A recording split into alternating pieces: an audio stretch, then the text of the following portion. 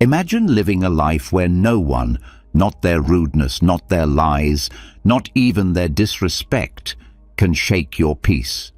Imagine walking through the chaos of the world with a calm so deep, people wonder if you know something they don't.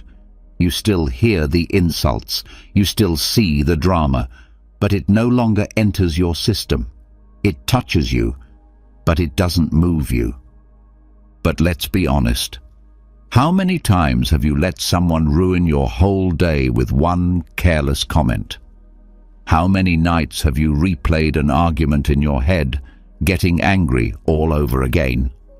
How often have you told yourself, "I'm done," only to get pulled right back into the same emotional trap? The truth is, most people don't control their emotions. Their emotions control them. One insult, one rejection, one mistake, and they're thrown off for hours, even days. But what if you could end that cycle? What if anger lost its grip on you forever? That's what we're about to unlock. This isn't about bottling things up or pretending to be peaceful while you're boiling inside. No. This is about rewiring your mind so deeply that calm becomes your natural state, even when life gets loud. Today, you're going to learn 15 rare and powerful Stoic techniques that will make you emotionally untouchable. Not numb, not cold, but powerful, centered, unbothered. These aren't surface-level tricks. These are deep tools to help you break free from emotional slavery and live with strength, clarity, and peace. So get ready, because after this video, the things that used to make you explode will barely make you blink. Before we begin, make a promise to yourself. Go to the comments and write, "Starting today, I will no longer be ruled by anger. I am stoic."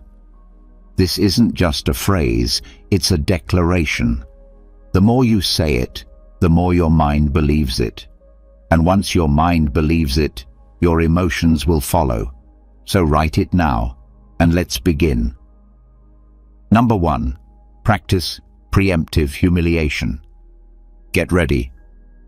Because this one might feel uncomfortable at first, but it will give you the kind of peace that no one can take away. The Stoics had a phrase for it: premeditatio malorum, the premeditation of evils. But what if you didn't just prepare for people to treat you badly? What if you trained your soul to be okay with it? Here's the truth. Most anger doesn't come from the moment itself.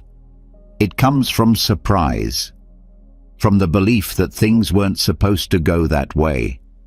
You didn't expect to be ignored. You didn't expect to be spoken to like that. You didn't expect to be overlooked, insulted, judged, or misunderstood. So when it happens, it shocks the system, and the mind explodes. But imagine waking up in the morning and rehearsing those moments in your mind, not to fear them, but to diffuse them. Imagine picturing someone talking down to you, cutting you off, mocking your effort, or accusing you of something you didn't do. And instead of reacting, you say silently, "I saw this coming. Not only that, but I accept it. I understand it." Now take it even further. Don't just imagine the insult. Imagine that they're not wrong. That the person yelling at you isn't evil or crazy. They're human. They're carrying a lifetime of pain. Maybe they don't know how to speak with kindness. Maybe life has pushed them into bitterness. Maybe they've been betrayed, hurt, rejected so many times that all they know is defensiveness. So when they lash out, they're not actually attacking you. They're bleeding in your direction. And your job is not to stop the bleeding, it's to stop your own reaction to it. This is what I call preemptive humiliation. You prepare your ego in advance for the possibility that someone might hurt it. You don't wait for life to embarrass you. You walk straight into the fire of rejection, of criticism, of discomfort in your mind before the day begins. So, when it finally happens in real life, it doesn't hurt. It doesn't catch you off guard, because your spirit already rehearsed peace. It's like building an emotional immune system. Every morning, take just 1 minute to visualize something uncomfortable. Someone rolling their eyes at your idea, a friend not texting back, a stranger criticizing your work. Picture it in detail, and then breathe. Let it pass. Don't fight it. Don't try to fix it. Just feel the sting and release it. The moment you can feel an insult without becoming the insult, you win. You step out of the prison of needing to be understood, respected, or praised. You take your power back, and you realize no one can humiliate you without your permission. Marcus Aurelius did this daily. He reminded himself that he would meet rude people, ungrateful people, arrogant people. He didn't wish them away. He trained himself to expect them and to respond with calm. He didn't say, "They won't affect me." He said, "They can't affect me because I've already chosen who I want to be today." So ask yourself this: who do you want to be today? The person who flares up at the slightest disrespect, or the person who has already made peace with the worst the world can throw at you? Don't let your day be shaped by emotional surprises. Don't let someone's bad moment become your bad day. Rehearse peace. Expect the pain. Accept the mess. And rise above it before it even touches you. Because once you've humbled your ego in the safety of your own mind, the world has nothing left it can take. Number 2, the 3-second soul mirror. Stop, just for 3 seconds. That's all it takes to change the outcome of the next argument, the next insult, the next emotional reaction that would have owned you in the past. Because let's be honest, most of us react too fast. Someone says something disrespectful, and before we even understand what's happening, we're already snapping back. Our voice rises, our heart races, and later, we regret it. Not because the situation didn't matter, but because we realize it wasn't even about them. It was about us all along. That's where the 3-second soul mirror comes in. Here's how it works. Whenever someone pushes your buttons, pause. Don't speak. Don't gesture. Don't justify. Just stop. In complete stillness, ask yourself one question, silently. What wound in me is trying to speak right now? And suddenly, everything shifts. You see, Stoicism isn't about pretending to be unaffected. It's about understanding yourself so deeply that nothing can hijack your peace without your permission. This technique, just 3 seconds of reflection, is like turning on a flashlight in a dark room. It doesn't change the room itself, but it shows you what's really inside. Because here's the truth. The other person, they're just the mirror. They didn't create the anger inside you. They just reflected it. What they said might be rude. What they did might be careless. But the explosion, that comes from a trigger that already lived in you. A wound that hasn't healed. A belief that says, "I'm not enough," or "I always get disrespected," or "people never hear me." When you pause and turn the mirror on your own soul, you begin to notice the pattern, not just the person. That's what Stoics trained for, not to fight the world, but to master their internal world so well that nothing external could take control of it. And here's the beauty of the 3-second pause. It creates distance between you and your emotions. It gives you the power to respond from understanding instead of reacting from pain. Let's break it down. Someone makes a passive-aggressive comment. Your body tightens, your pride flares, your mind screams, "Say something." But instead, you stop. You go inward. You ask, "Why does this hurt?" Maybe it reminds you of being ignored as a child. Maybe it makes you feel invisible, small, rejected. And in that split-second awareness, the power shifts. The comment no longer controls you, because now it's not about them, it's about your own healing. This level of emotional awareness is rare. Most people are just swinging blindly at the world, hoping to feel better by lashing out. But when you practice the 3-second soul mirror, you don't swing, you see. And that seeing is freedom. Marcus Aurelius wrote constantly about looking inward, about examining the self rather than blaming the external. He knew the enemy was never the noise. It was the way the noise echoed inside our minds. And when you stop for 3 seconds, you silence that echo. You make room for clarity, for choice, for peace. So next time you feel the anger rising, don't chase it. Don't feed it. Look at it. Hold it in your mental hands and say, I see you. I know where you come from. But I choose what happens next. 3 seconds. That's all it takes. And those 3 seconds can save your peace, your relationships, and your self-respect. So make it a rule. Never speak from the wound. Speak from the awareness of it. Let the soul look in the mirror before the mouth opens. Because once you become the watcher of your pain, not the prisoner of it, no one can use it against you. Number 3, the displacement meditation technique. Pause and picture this. Someone just said something offensive.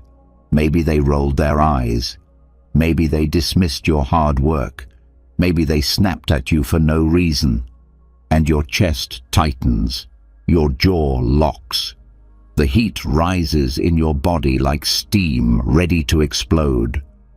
That's the moment most people lose control. But you are not most people. You're training to master yourself. So instead of reacting, you practice the technique that Stoic calm is built on, displacement meditation. It sounds complicated, but it's not. In fact, it's beautifully simple. When someone frustrates or offends you, you don't respond right away. You replace them in your mind. That's right. You change the actor in the scene. If it's a rude co-worker, replace them with a child who's having a tantrum. If it's a passive-aggressive stranger, replace them with a frail elder who's speaking nonsense out of confusion.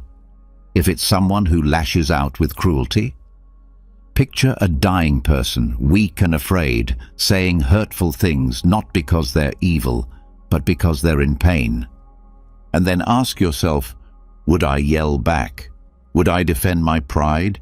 Would I waste my energy proving a point? Of course not. You'd show compassion. You'd soften. You'd lower your voice. You might even smile. This mental switch is what the Stoics understood better than anyone else, that most emotional pain isn't personal, it's displaced suffering. People aren't walking around trying to ruin your day. They're drowning in their own storms, and sometimes they splash onto you. Displacement. Meditation trains you to see the storm, not the splash. It teaches you to stop seeing the offender as an enemy and to see them instead as a symptom of exhaustion, of insecurity, of upbringing, of fear. Marcus Aurelius, in Meditations, often reminded himself that those who offend us act out of ignorance or weakness, not evil. He didn't say this to excuse behavior, but to protect his own peace. When you change how you see the person, you change the story your mind tells about the moment. And when the story changes, the emotion dissolves. Now, this doesn't mean you tolerate abuse. It doesn't mean you let people walk all over you. It means you respond from clarity, not from injury. You still set boundaries, but without losing your composure. You still speak the truth, but without letting anger distort your tone. So try it. The next time someone pushes your buttons, don't give them your real reaction. Give them your higher imagination. Picture the toddler throwing blocks, not the adult acting childish. Picture the elder muttering confusion, not the boss barking orders. Picture the dying stranger venting their fear, not the person you once trusted now acting cold. And then breathe. Relax your shoulders. Lower your emotional sword. The battle you thought was personal was never even about you. That's the gift of displacement meditation. It disarms your ego and activates your empathy. It turns a trigger into a teaching. It gives your soul room to stretch instead of shrink.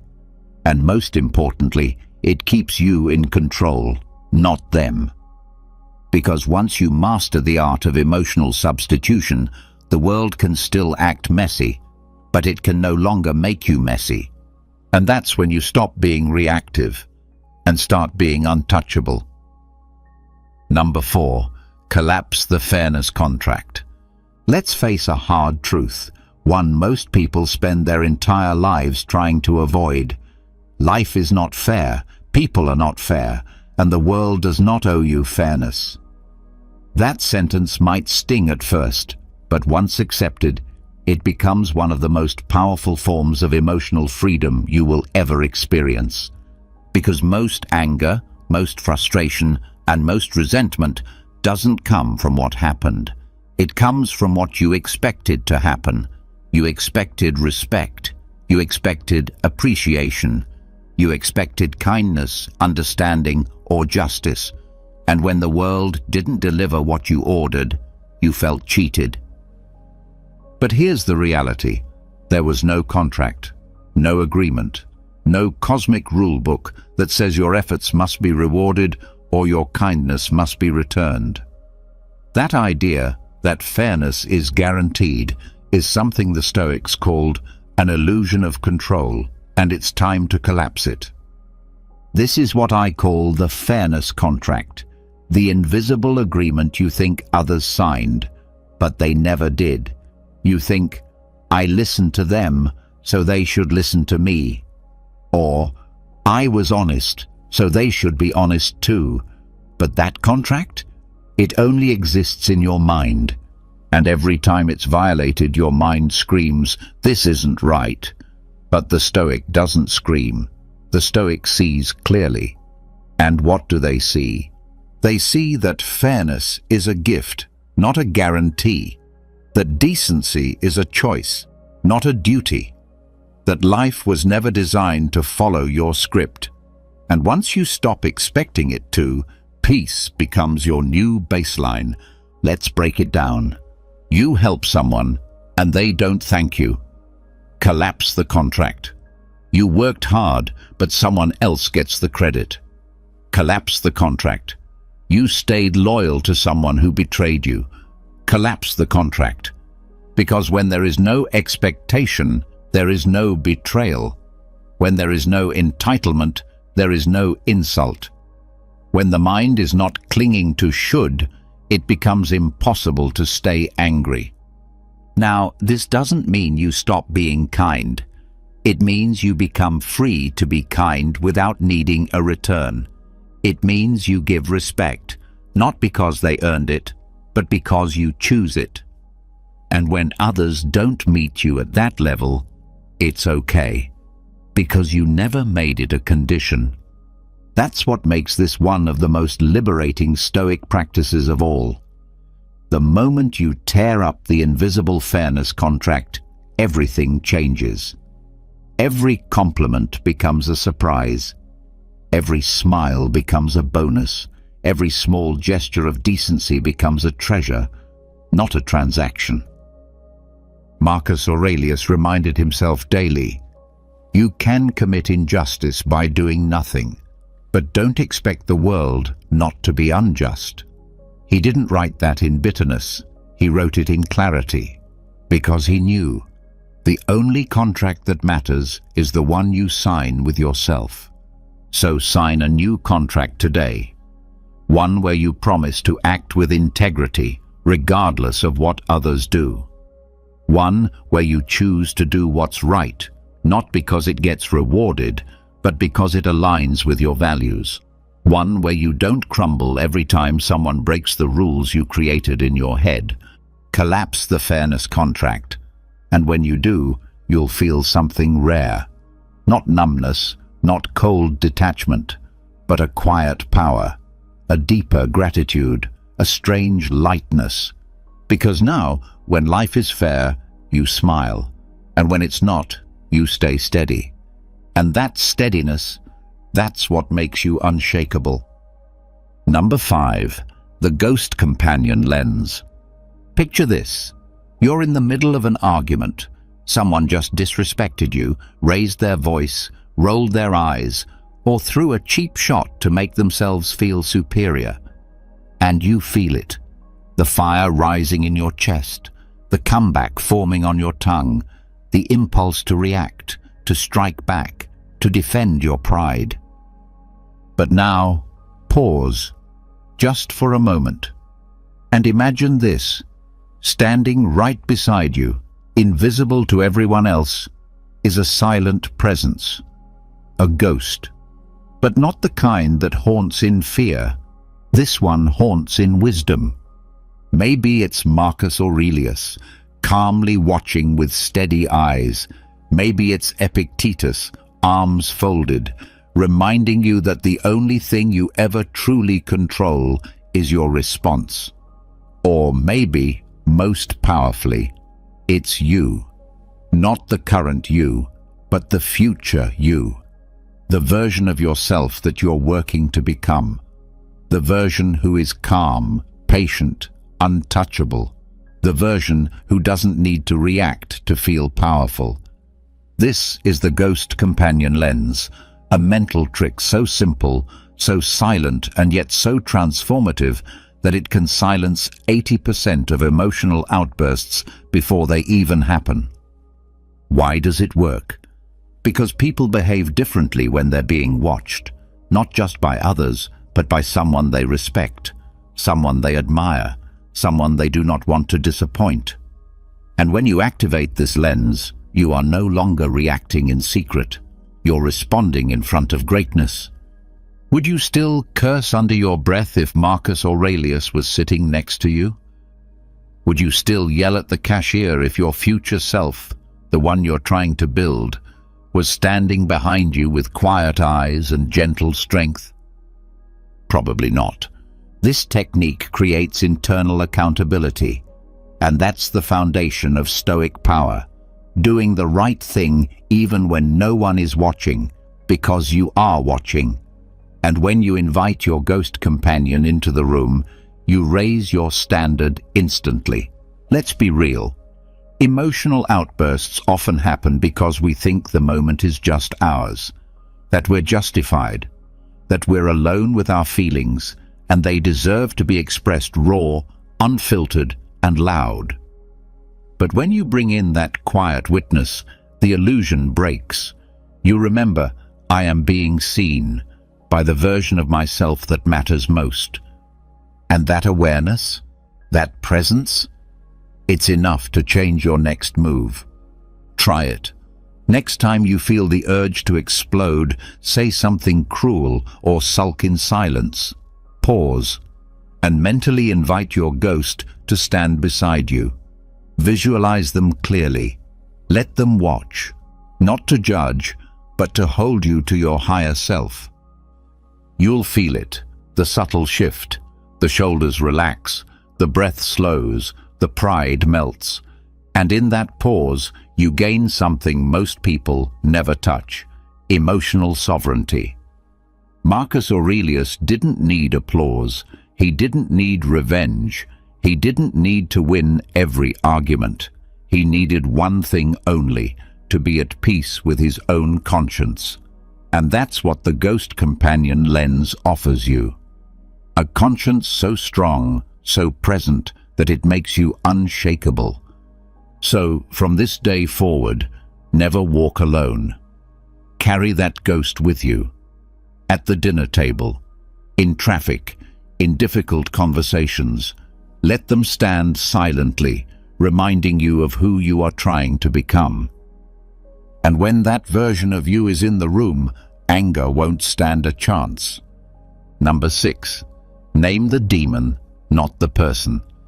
Think about the last time someone got under your skin. Maybe it was a rude comment, a selfish action, a moment where someone let their worst side speak. You felt disrespected, disappointed, or even betrayed. And your mind did what minds are wired to do. It attached that pain directly to the person. He's such a jerk. She always does this. They never care.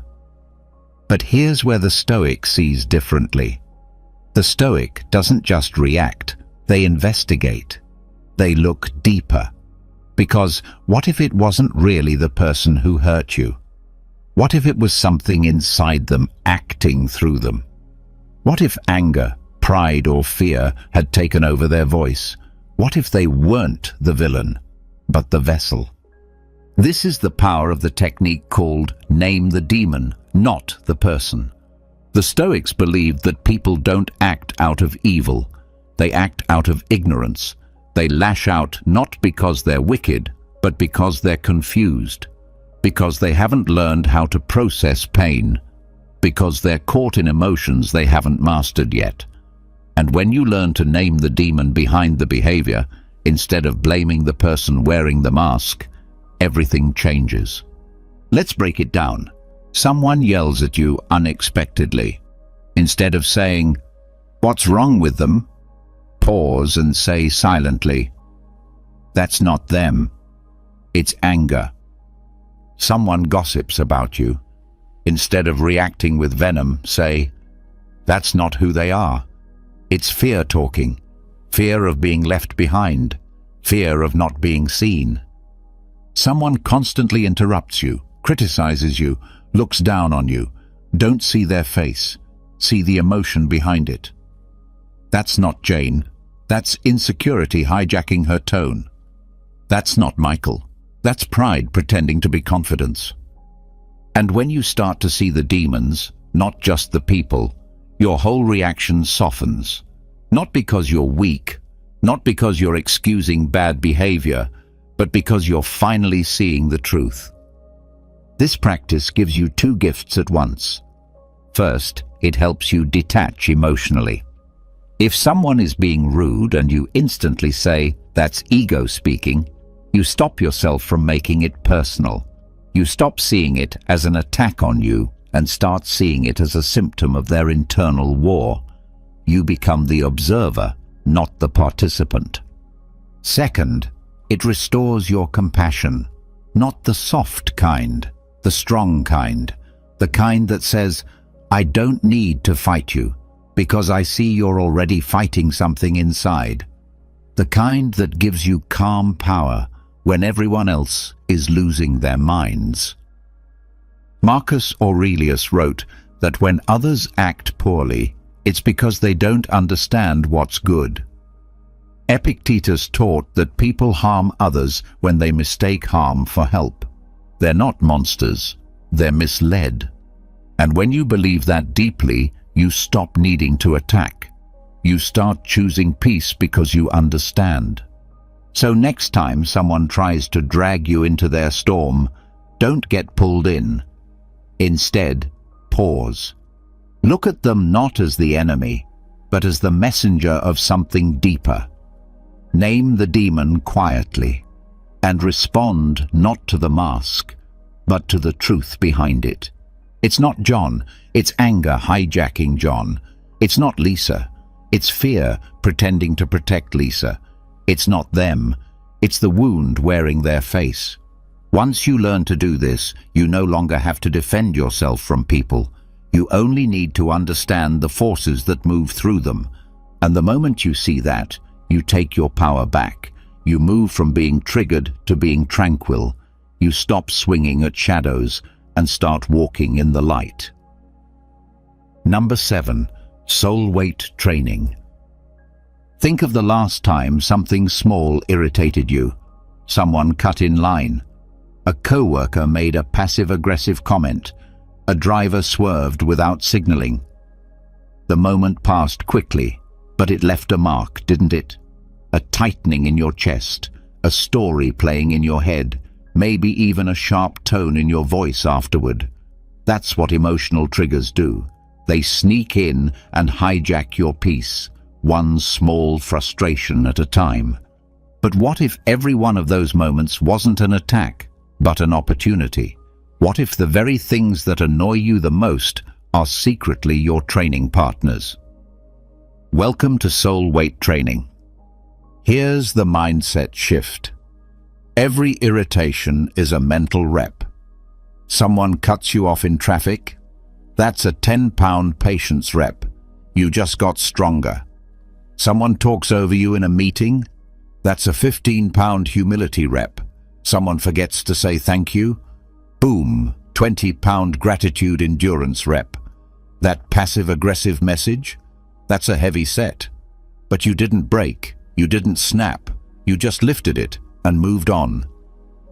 And when you train your soul this way, like a bodybuilder trains their muscles, something incredible starts to happen. Anger stops being a threat. It becomes fuel. Each trigger becomes resistance. Each annoyance becomes weight. And every time you resist the urge to react, you build inner strength. Most people go through life trying to avoid discomfort. They wish for a smoother road, a more respectful world, a life where everything goes according to plan. But Stoics knew that kind of life doesn't build anyone. It softens them, it weakens them, it makes their peace conditional. But when you start lifting the emotional weights of daily life on purpose, you become emotionally invincible. Think of it like this. Your triggers are the weights. Your reactions are the form. Your self-awareness is the discipline. Every day becomes a workout, a rep of silence, a rep of restraint, a rep of forgiveness. And just like in the gym, the more consistent you are, the stronger you get. Let's break it down. You're in a hurry and someone is moving slow in front of you. You can either explode or lift the weight. You tell yourself, "This is my patience set." Someone gives you attitude for no reason. Your ego wants to respond, but instead you think, "Time for another rep of composure." You get criticized unfairly. You breathe. You choose calm. That's a heavy rep, but now you're training at a higher level. This is the Stoic superpower, reframing life's challenges not as punishments, but as practice. Marcus Aurelius said, "The impediment to action advances action. What stands in the way becomes the way."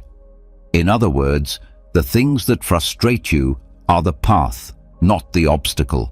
They are the weight room of the soul.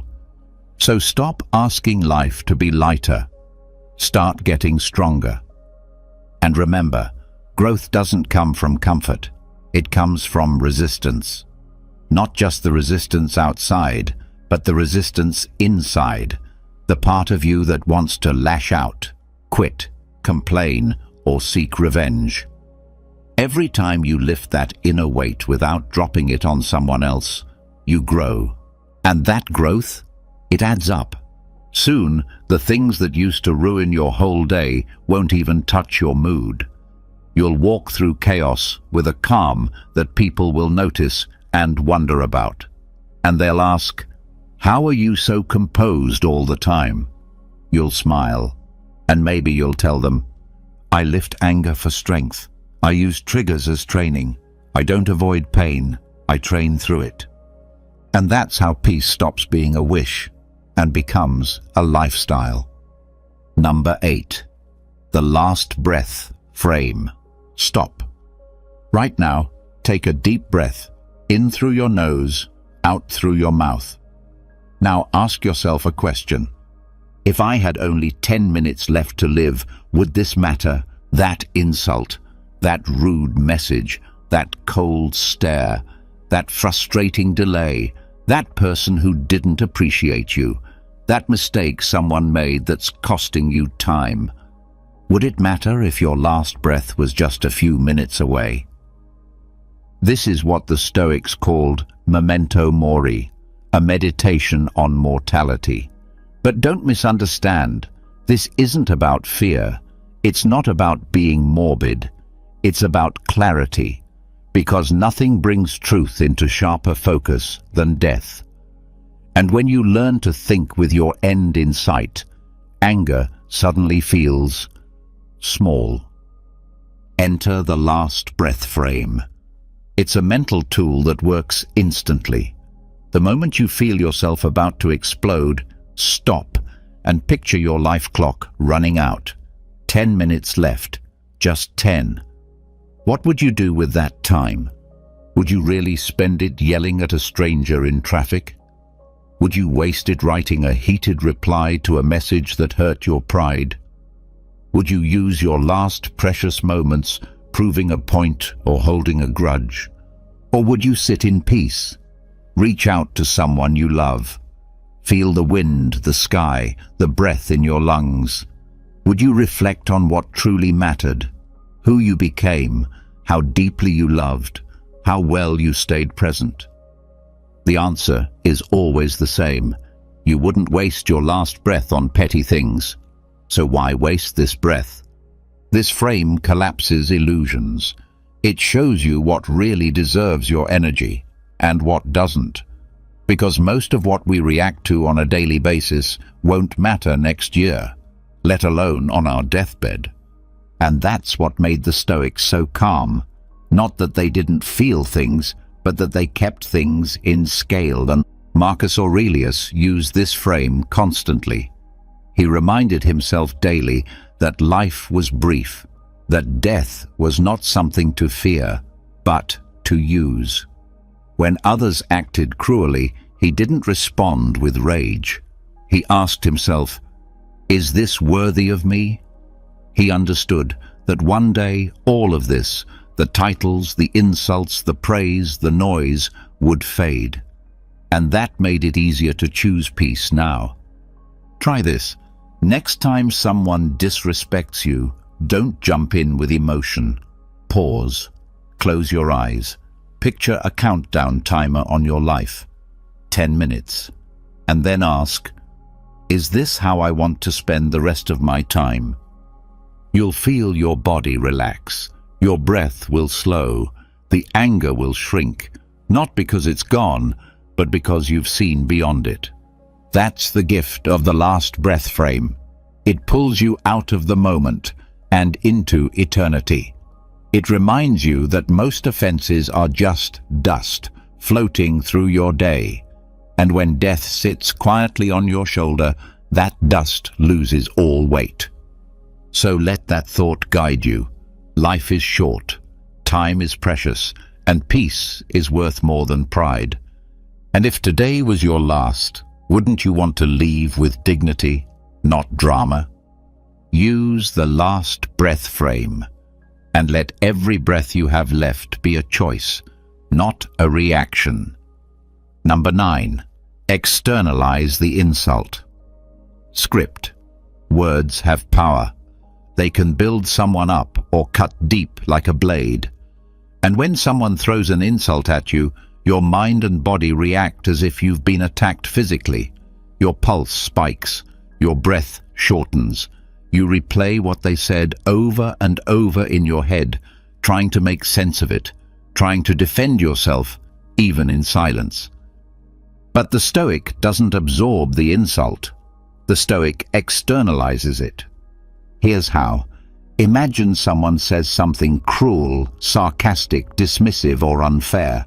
The instinct is to let those words pierce through and attach to your identity. How could they say that about me, you think? But instead of taking the hit, you use the externalize the insult script. You pause. You take a mental step back. And in your mind, you visualize their words leaving their mouth. But instead of entering you, they float in the air, hit an invisible wall in front of you, and fall to the ground like leaves. You don't catch them, you don't hold them, You don't even respond. You just watch them drop. Then you ask yourself one powerful question.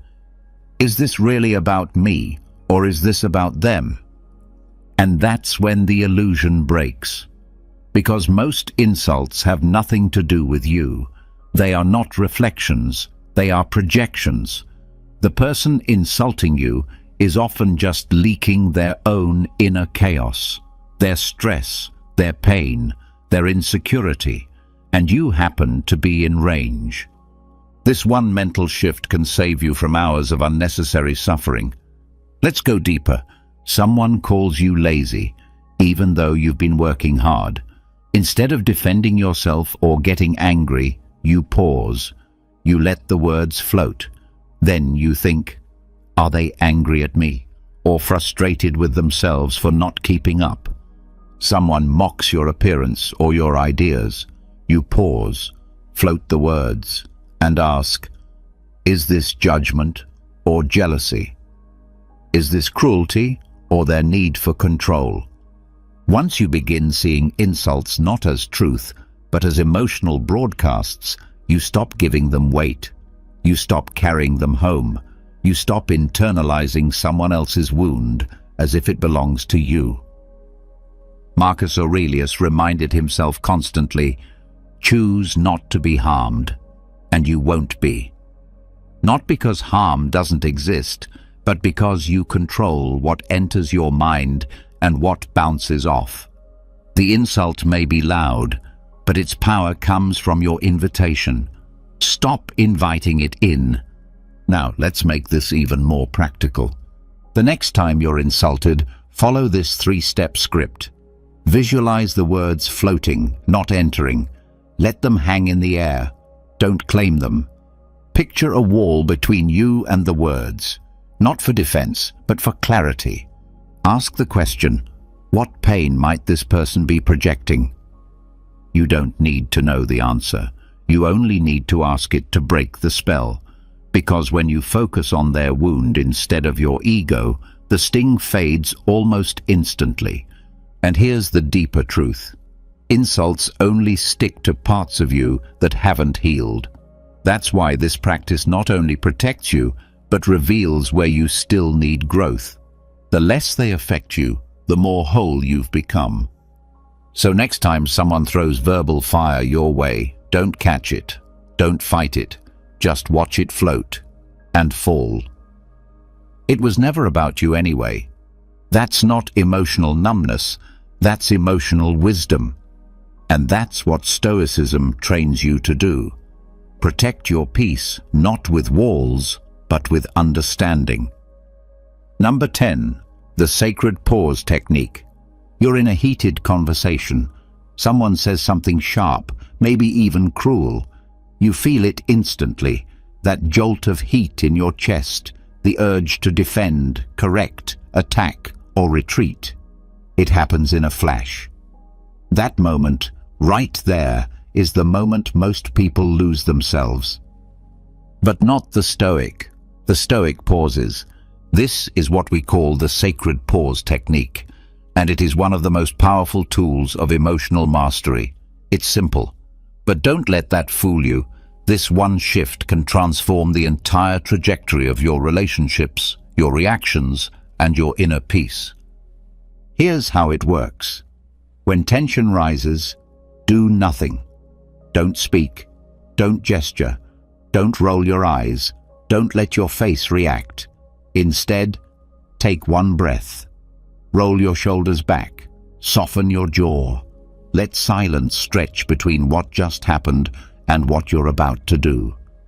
This isn't avoidance. This isn't weakness. This is domination of impulse.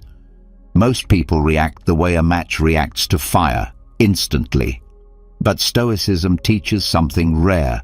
Between stimulus and response, there is a space. And in that space is your power, your freedom, your dignity. That's what the sacred pause protects. Let's get practical. You're about to clap back at a sarcastic comment. Pause. Feel your breath. Let the emotion rise and fall. Say nothing. You're about to send a text you'll regret. Pause. Let your thumbs rest. Look away from the screen. Give it 5 minutes. You're about to raise your voice at someone who disappointed you. Pause. Let the words gather inside your mouth, but don't let them escape yet. Feel the weight of silence, then decide. Is this coming from truth or from ego? That space you just created, that's the real victory. You see, most people think emotional strength is about never feeling anger, never feeling pain, never feeling offended. But the truth is, we all feel those things. The Stoic just doesn't let those feelings choose their next move. Marcus Aurelius said it perfectly. You have power over your mind, not outside events. Realize this, and you will find strength. And you find that strength in the pause. Because the pause is not emptiness, it's everything. It's the moment your higher self enters the room. It's the moment you step out of the storm and back into your own skin. It's where maturity lives, where wisdom waits, where peace hides. And here's what happens when you start practicing the sacred pause. You stop saying things you can't unsay. You stop escalating situations that don't need escalation. You stop giving away your emotional power to people who don't deserve it. And instead, you start responding from intention, from stillness, from sovereignty. So try this. For the next 24 hours, make a commitment. Every time tension rises, pause, breathe, observe. Then respond only if it serves your values, not your emotions. At first, it'll feel unnatural. You'll want to react. You'll feel the fire. But with time, that pause will become your superpower. It will become a habit. A space so sacred, no one can take it from you. Because in that pause, you remember who you are. And once you remember that, no argument, no insult, no moment of tension can pull you out of your peace. That's not silence. That's strength. That's not hesitation. That's mastery. That's not passivity. That's Stoicism in action. And it all begins with one sacred pause. Number 11. Expectation flip ritual. Let's be honest. Most of our emotional pain doesn't come from what people say or do.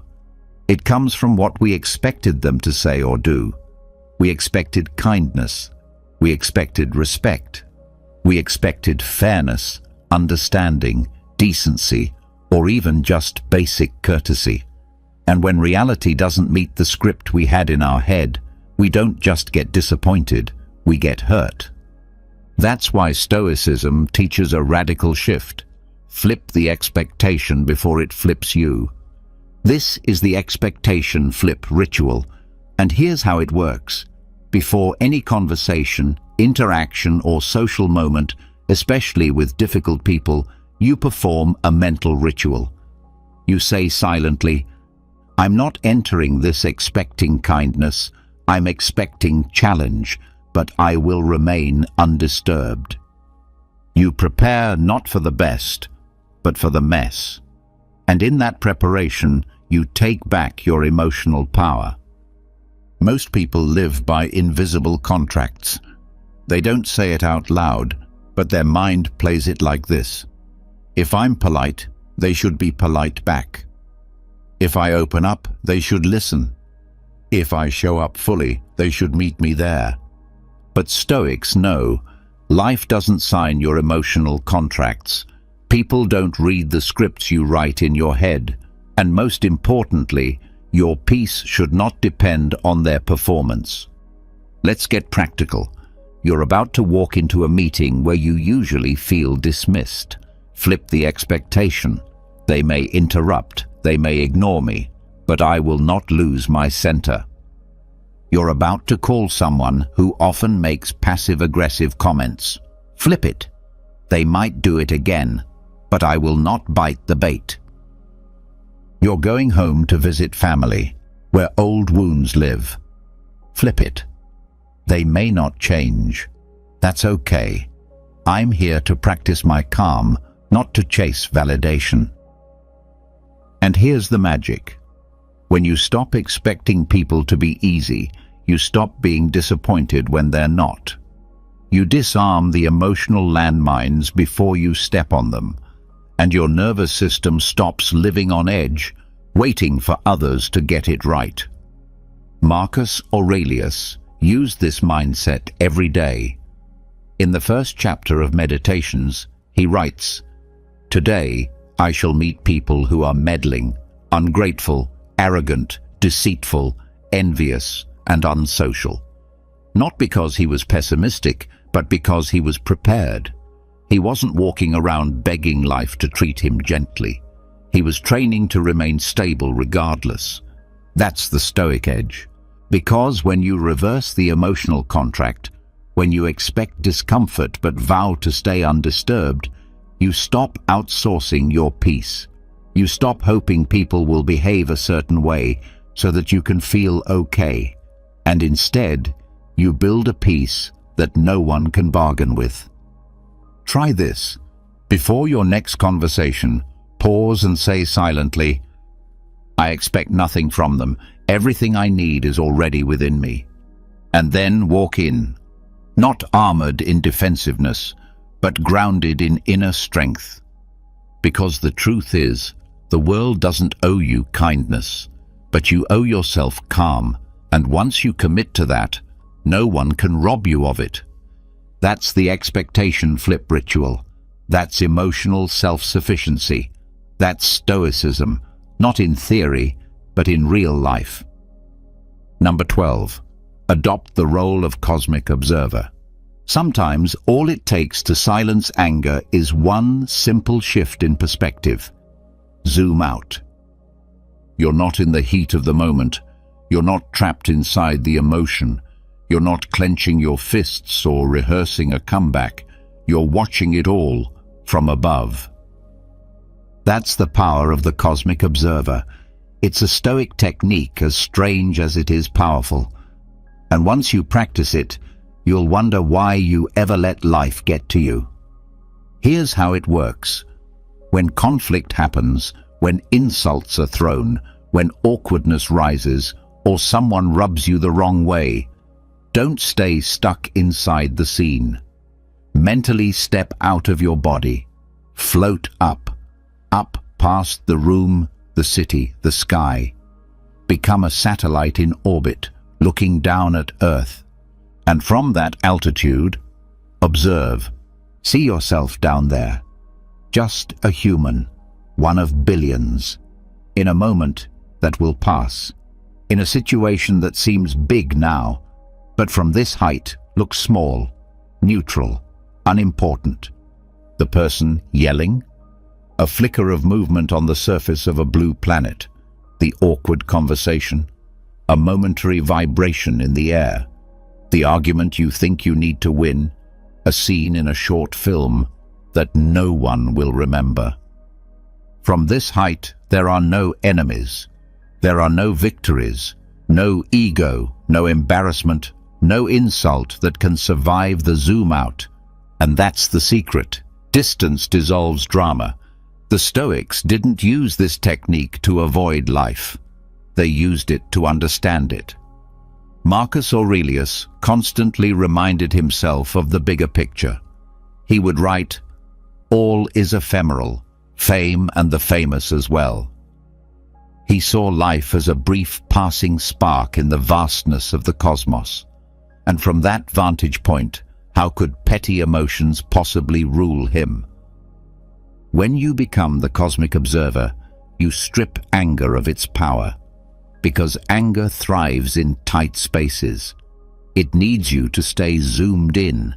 It needs you to believe that this moment, this insult, this person is everything. But when you rise above, anger has nothing left to grip onto. Try it. Next time someone disrespects you, don't react. Float up. Watch the interaction as if it's playing out on a screen. Study it. not emotionally, but curiously, like a scientist watching human behavior. From this view, you stop being the scene and you start seeing the scene, and with that seeing comes peace. Because now, your ego isn't the main character. Your soul is the audience, the witness, and the witness never gets dragged into the drama. It simply sees and chooses how to respond. So whenever life tries to pull you down into the mud, rise instead. Become the satellite. Become the star, the watcher, the presence behind the noise. And from up there, remember this: that which feels massive now is barely a ripple. That person who got under your skin is just another soul, figuring it out. That problem that seemed personal is just another passing cloud in Earth's atmosphere. You are not your reaction. You are not your anger. You are the one who watches both. That's the cosmic observer.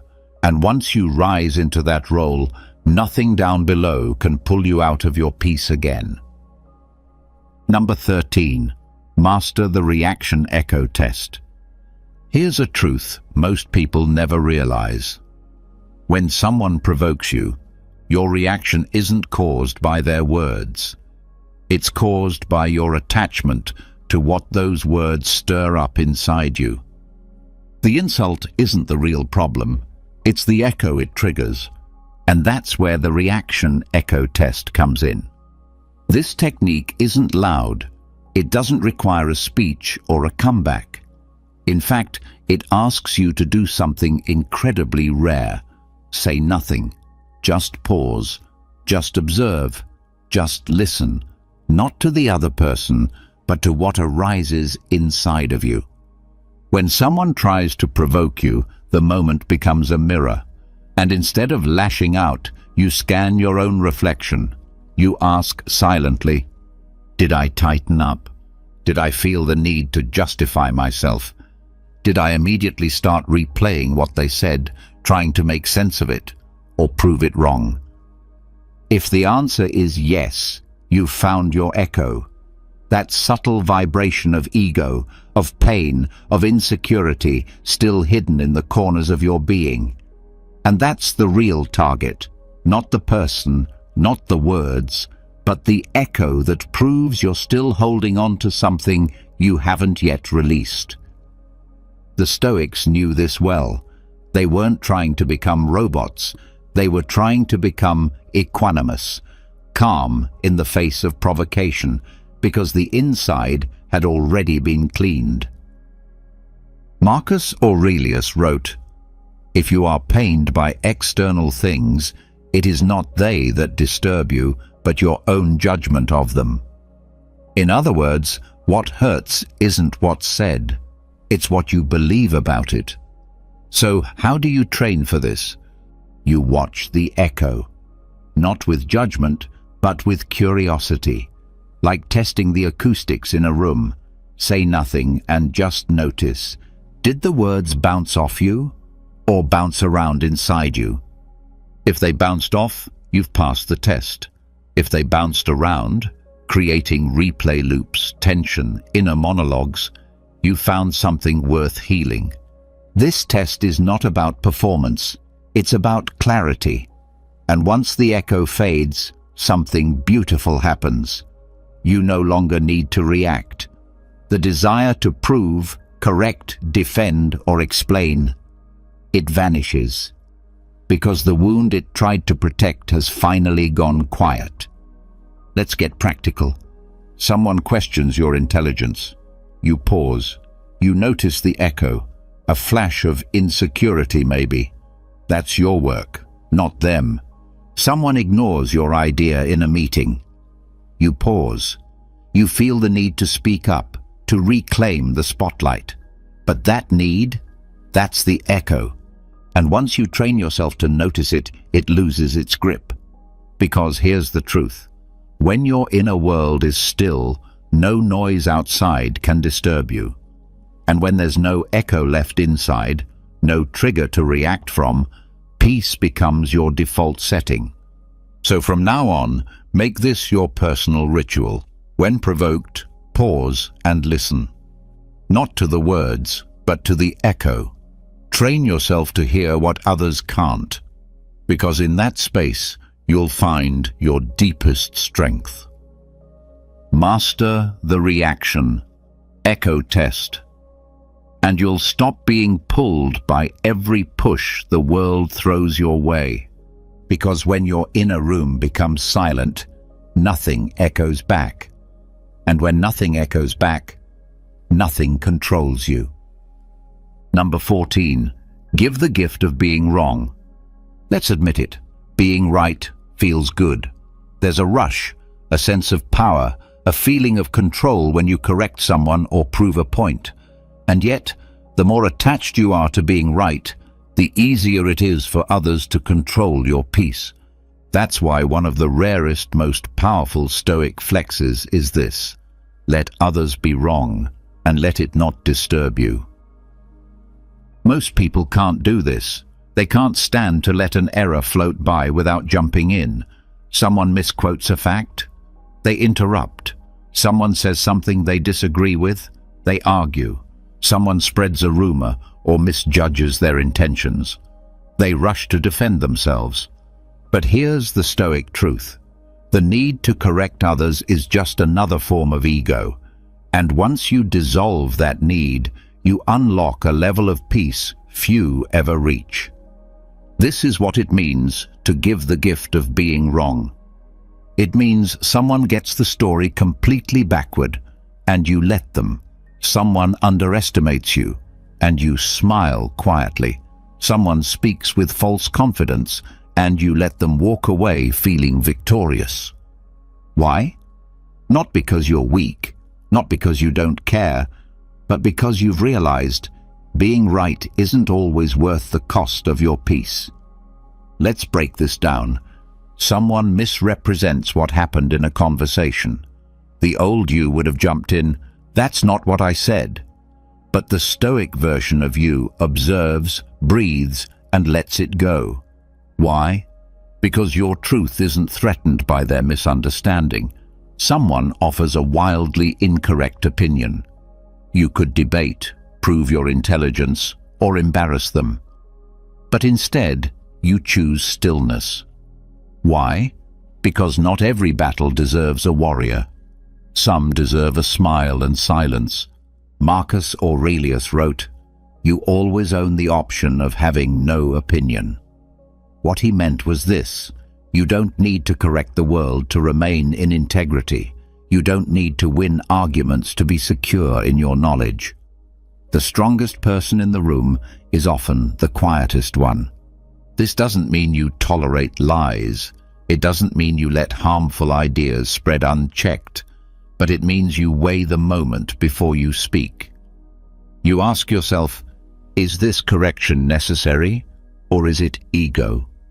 Is my peace worth this fight? Do I need to be right, or can I just be free? Because here's the real power move. When someone is wrong and you don't need to prove it, you don't smirk, you don't drop hints, you don't walk away with secret superiority. You just release the moment completely. Their error becomes neutral. Their misunderstanding becomes irrelevant. That's not detachment. That's emotional royalty. Try it today. Let someone be wrong without commentary. Let the conversation flow without correction. Let your mind whisper, "They can have this one. I don't need it." And you'll feel it, the quiet power rising, the kind of power that doesn't come from domination, but from self-mastery. Because once you stop needing to be right, you become unbotherable. And in a world obsessed with winning every argument, your indifference becomes your crown. Number 15. Burn the identity contract. Let's talk about the hidden leash that controls most of your anger, and you probably don't even know it's there. It's invisible, silent, and deeply embedded in your mind. It's not the insult that triggers you. It's not the disrespect. It's not the misunderstanding. It's the thing underneath all of that, your identity contract. The identity contract is the secret deal your ego wrote and signed without your permission. It says, I am a smart person, so I can't be questioned. I am a kind person, so I must be treated kindly.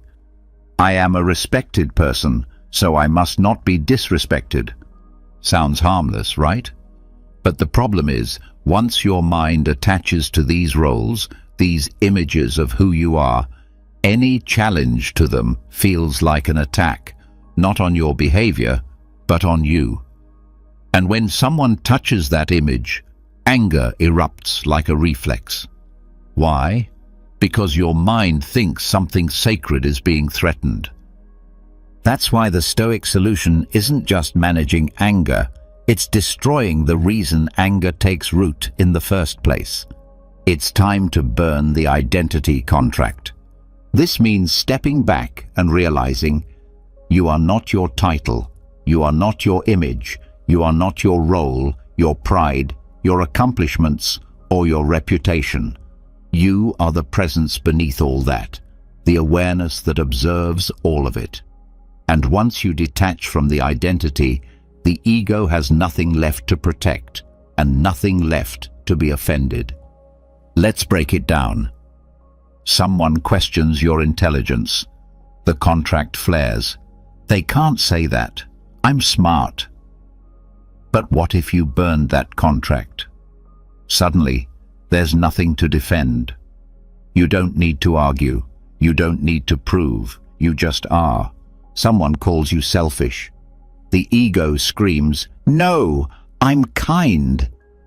But if you burn the contract, you stop needing to convince anyone of who you are. Their opinion becomes background noise. Burning the identity contract doesn't mean you stop being kind, strong, respectful, or wise. It means you stop needing to be seen that way. You do it because it's who you are, not because you need others to validate it. This is emotional invincibility, because now, when someone tries to tear down your image, they find no target. There's nothing to hit.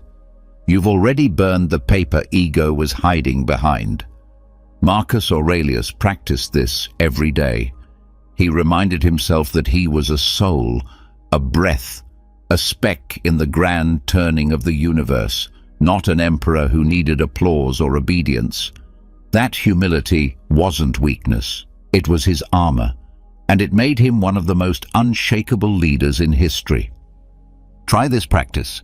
When someone says something that hurts, pause and ask yourself, what identity am I trying to protect right now? Then ask, if I let that image go, what's left? What's left is your true self, the part of you that doesn't need applause, that doesn't flinch when misunderstood, that doesn't crumble when judged. Burn the identity contract, and the next time someone tries to insult you, you'll feel something strange, not anger, not pain, but freedom. Because once you're no longer protecting a mask, you're finally at peace with your real face. And when you reach that place, nothing can offend you anymore. So now you've seen the truth. Anger is not something that happens to you. It's something that answers to you. Every moment of irritation, every insult, every offense, they only live as long as you feed them. But the moment you pause, the moment you rise, the moment you choose not to react, you win. Not because you fought harder, but because you no longer needed to fight at all. You've learned to rehearse peace before the world tests you. You've learned to find the wound before you blame the trigger. You've learned to float above insults, to disarm expectations, and to watch the chaos without letting it move your soul. You've become the witness, the observer, the silent storm, and most importantly, you've remembered that you are not your ego, not your title, not your need to be right. You are the calm inside the fire, the steady ground beneath the noise. So when the next test comes, And it will come. Smile quietly. Watch it. Let it pass. And know that what used to shake you now just trains you. Now it's your turn to declare it. Drop a comment below and write, "I choose peace. I choose mastery. I am stoic." Not just to share it, but to seal it in your mind. And if this resonated with you, subscribe to the channel, because the journey doesn't end here. This is just the beginning of a life no longer ruled by reaction. Welcome to the rarest freedom on earth, the freedom of being unbothered.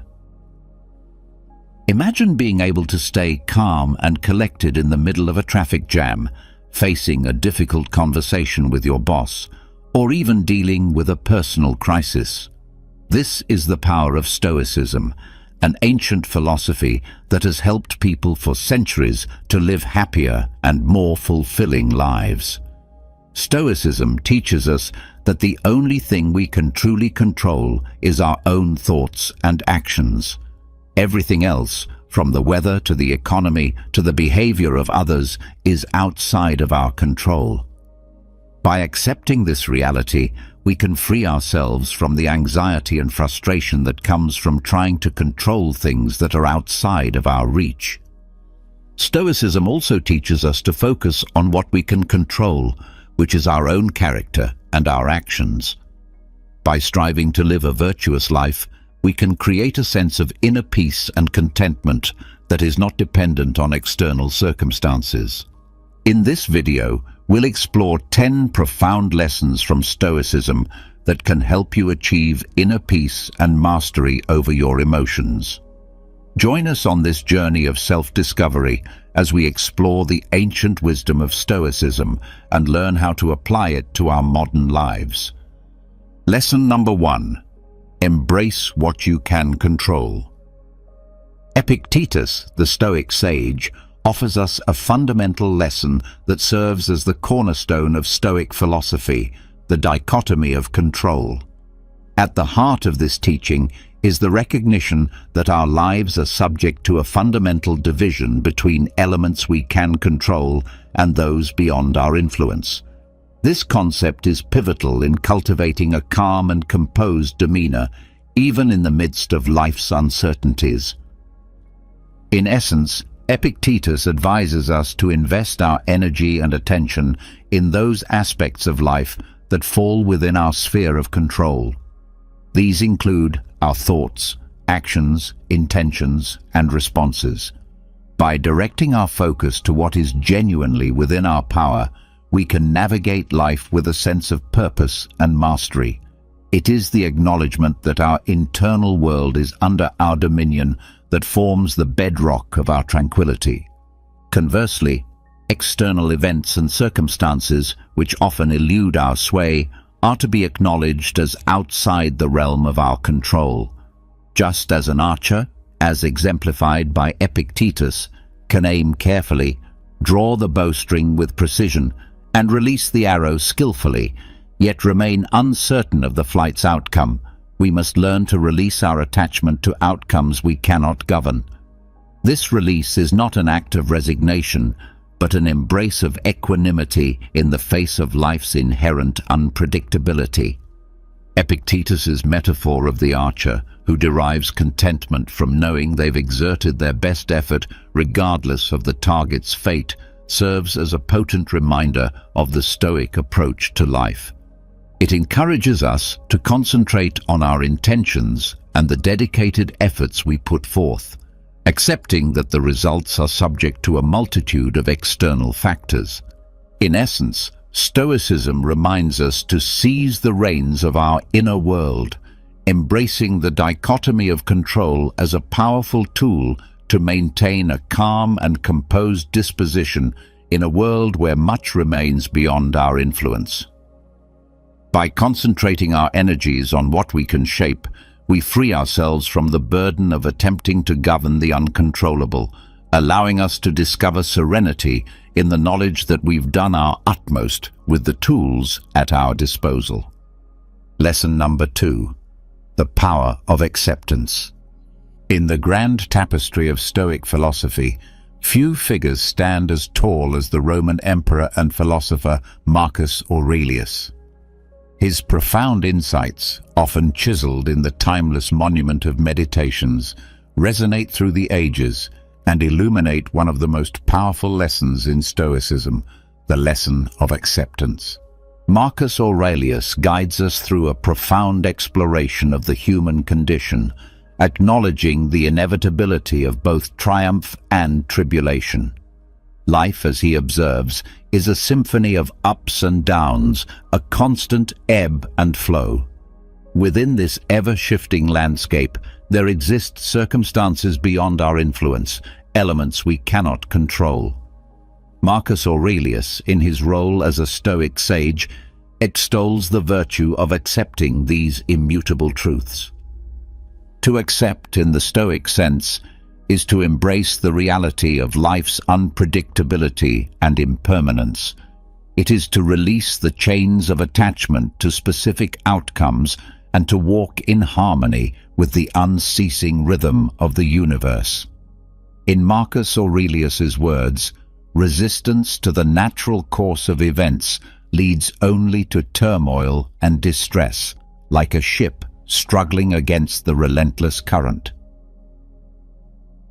The Stoic perspective on acceptance is akin to setting sail on the sea of existence without a fixed destination, yet with an unwavering faith in the voyage itself. It is an invitation to relinquish the desire for unyielding control and instead flow with the ever-changing stream of life. To dance with the music of the cosmos, whether its notes are serene or tempestuous, is the embodiment of Stoic temperance. In the realm of Stoicism, this lesson forms the bedrock of inner peace and tranquility. It urges us to open our arms to life's capriciousness, to savor the sweetness of success, and to weather the storms of adversity with grace. The power of acceptance, as illuminated by Marcus Aurelius, is a beacon that guides us through the labyrinth of existence, allowing us to greet each moment, each circumstance, with an equanimous heart. It is the serenity of embracing life in all its unpredictability, finding profound serenity in the midst of its ever-shifting landscape. Lesson number 3. Practice mindfulness. Practice mindfulness. Seneca, the venerable Stoic philosopher whose wisdom has transcended the ages, illuminates a crucial lesson for those seeking calm and composure in the midst of life's tempests: the practice of mindfulness. In the Stoic lexicon, mindfulness is a compass guiding us to the shores of the present moment, offering sanctuary from the ceaseless turbulence of past regrets and future uncertainties. In its essence, mindfulness is the art of inhabiting the now, of immersing oneself in the present moment with profound awareness. It is the antidote to the affliction of rumination, the ceaseless churning of the mind over past sorrows and future anxieties. Seneca's Stoic teachings beckon us to pay homage to the beauty and profundity of the present, recognizing that it is the only time that holds genuine existence. The practice of mindfulness, as outlined by Seneca, is not confined to the extraordinary moments of life, but extends its embrace to the ordinary and mundane. It encourages us to witness life's tapestry with a keen eye, from the remarkable to the seemingly inconsequential. In doing so, we detach ourselves from the tormenting clutches of regret and the paralyzing grip of worry. This Stoic mindfulness, a precious tool for preserving inner calm and clarity, acts as a bridge to the precious now, connecting us to the profound simplicity of the present. It is an art that grants us the ability to fully engage with our current circumstances, to savor each breath, and to relish the beauty that unfolds in every heartbeat. In the practice of mindfulness, we discover a timeless sanctuary where the mind finds solace, a place where inner tranquility is nurtured and composure is cultivated, amidst the swirling tides of existence. Lesson number 4. Cultivate resilience. Resilience. In the vast landscape of Stoic wisdom, the lessons of resilience echo as a resounding anthem. And it is Epictetus, the Stoic philosopher par excellence, who raises his voice to teach us the profound art of confronting adversity with unwavering fortitude. To Epictetus, adversity is not a foe to be feared, but a chisel that sculpts the masterpiece of our character. Stoicism, with its roots deep in the natural order of life, imparts the fundamental truth that challenges are the warp and weft of existence. Stoics, embodying this wisdom, do not perceive adversity as an obstacle or a source of suffering, but rather as an opportunity, a crucible that tempers and refines their inner metal. Epictetus beckons us not to wilt before the storms of life, but to stand steadfast like the unyielding oak, unshaken by the tempest. The essence of this Stoic perspective lies in the profound realization that it is not the events themselves, but our judgments, reactions, and the choices we make in the face of adversity that hold the power to distress us. It is the lens through which we view life's trials that shapes our inner tranquility. To cultivate resilience in the Stoic vein is to walk the path of personal development, and to recognize adversity not as a scourge, but as a tutor. Stoicism teaches us that in the crucible of hardship, we discover the true extent of our strength, and it is through facing life's tribulations with courage and unwavering resilience that we emerge like tempered steel, with a character fortified by the trials we have endured. The Stoic perspective on adversity harmonizes seamlessly with the Stoic belief in the sovereignty of choice. Epictetus, in his sagacity, urges us to confront challenges not with trepidation, but with the valor of a warrior, for it is through our responses to external events that we preserve the sanctity of our inner calm and composure. It is the gift of resilience that allows Stoics to navigate life's tempestuous seas with an unswerving gaze, unwavering even in the face of the most turbulent storms. Lesson number 5. Choose your response. Choose your response. Epictetus, the venerable Stoic sage whose wisdom has traversed the annals of time, bequeaths to us a profound lesson of immeasurable value, the power of choice in our responses. Within the Stoic philosophy, this lesson stands as an indomitable pillar, a lighthouse guiding us through the tumultuous seas of existence. Epictetus, with unwavering conviction, imparts the truth that while the tides of external events may remain beyond our dominion, the helm of our responses is firmly within our grasp. This, he proclaims, is the essence of Stoic wisdom. In the Stoic sanctum, wherein calm and composure reign supreme, the locus of control is resolutely internal. Stoicism, a philosophy grounded in profound self-mastery, extols the sovereignty of our responses to life's multifarious challenges. It is in this sacred space that the Stoic virtues, wisdom, courage, justice, and temperance serve as guiding stars, illuminating the path to maintaining inner tranquility. Epictetus, with his sage counsel, invites us to contemplate the nature of our judgments and reactions, particularly in the crucible of adversity. It is through this introspection that we awaken to the profound truth that we possess the sacred gift of choice, the ability to consciously craft our responses to the myriad external events that unfold in our lives. The Stoic approach to responding sagely to life's vicissitudes is akin to a masterstroke on the canvas of existence. It is the choice to align our responses with the Stoic virtues, to confront life's tribulations with the wisdom of sages, the courage of heroes, the justice of righteous hearts, and the temperance of those who tread the path of inner mastery. The Stoics' arsenal, laden with the wisdom of Epictetus, is a bastion of inner peace, impervious even to the fiercest storms. Through conscious choice and alignment with Stoic virtues, we forge a shield that preserves our serenity in the face of adversity. It is the Stoics' clarion call to navigate the labyrinthian corridors of life with grace and resilience.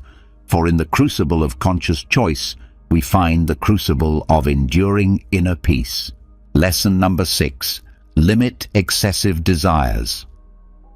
In the illustrious tapestry of Stoic wisdom, woven with threads of reason and virtue, Seneca's counsel on the Stoic principle of moderation stands as a masterpiece in itself.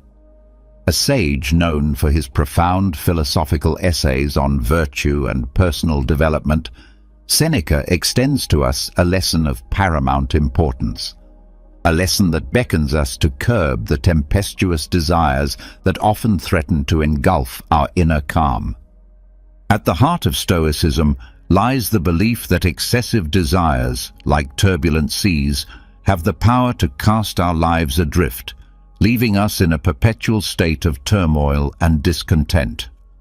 The Stoic sages, in their unwavering pursuit of inner tranquility, recognized the perils of unbridled longing for wealth, status, and material possessions far beyond what is necessary for a life of virtue and wisdom. Seneca, echoing the Stoic sentiment, imparts his wisdom, rooted in the belief that authentic contentment finds its dwelling in the sanctuary of limited desires. It is a lesson that encourages us to navigate the labyrinthine corridors of existence with the rudder of moderation, guiding us toward the tranquil harbor of inner peace. The Stoic path, as illuminated by Seneca's wisdom, beckons us to simplify our desires, seeking only that which is requisite for a life marked by goodness and virtue. In this simplification, we unearth the precious gems of contentment and tranquility, independent of the capricious winds of external fortune. The Stoic practice of limiting excessive desires becomes the lodestar, ensuring the maintenance of a calm and composed disposition. It is within the walls of this ancient wisdom that we discover the profound truth that the fervent pursuit of external treasures is but a fleeting mirage, and the true treasures lie within, waiting to be unearthed. Seneca's teachings stand as an enduring testament to the Stoic commitment to inner mastery and the temperance of desires, forging a path that leads to the sacred sanctuary of inner calm. Lesson number 7. Be virtuous. The essence of Stoicism, as nurtured and cherished by the great Stoic philosophers like Epictetus, Seneca, and Marcus Aurelius, resides in the unwavering commitment to virtue, a commitment that lies at the very heart of this ancient philosophy. The Stoic virtues, comprising wisdom, courage, justice, and temperance, become the compass guiding us toward a life marked by inner composure and tranquility. In the rich tapestry of Stoic wisdom, the virtues occupy a hallowed place. They are the moral lodestars that beckon us to navigate life's tempestuous seas with grace and wisdom. These virtues, etched into the annals of Stoic thought, are not mere abstractions. They are the pillars upon which the Stoic ideal of living in harmony with the natural order of the universe rests. Wisdom, the first of these virtues, serves as a beacon of light, illuminating the path of reason and discernment. It calls upon us to cultivate a deep understanding of the world and our place within it. The Stoic sages, such as Epictetus, understood that wisdom is the foundation upon which all other virtues are built. With wisdom as our guiding star, we gain the capacity to see the world as it truly is and to discern between the fleeting and the enduring. Courage, the second virtue, stands as the sentinel guarding the fortress of our moral character. It calls upon us to face life's challenges with steadfastness and resolve. In the Stoic lexicon, courage is not the absence of fear, but the triumph over it. It is the unwavering determination to confront adversity with inner fortitude. Seneca, through his teachings, extols the importance of courage in forging a character marked by resilience and unwavering resolve. Justice, the third virtue, extends its mantle of righteousness over the Stoic path. It beckons us to live in accordance with the principles of fairness and moral rightness. The Stoic philosophers, drawing inspiration from the wellsprings of justice, guide us toward making decisions that are rooted in equity and virtue. The pursuit of justice ensures that our actions align with the moral order of the universe, fostering inner tranquility and composure. Temperance, the final virtue, serves as the guardian of moderation and self-restraint. It reminds us to exercise control over our desires, for it is through temperance that we discover the gateway to true contentment. Seneca, in his philosophical essays, emphasizes the importance of simplifying our desires and seeking only that which is essential for a virtuous life. In the temperance of desires, we uncover the wellspring of inner calm, irrespective of external circumstances.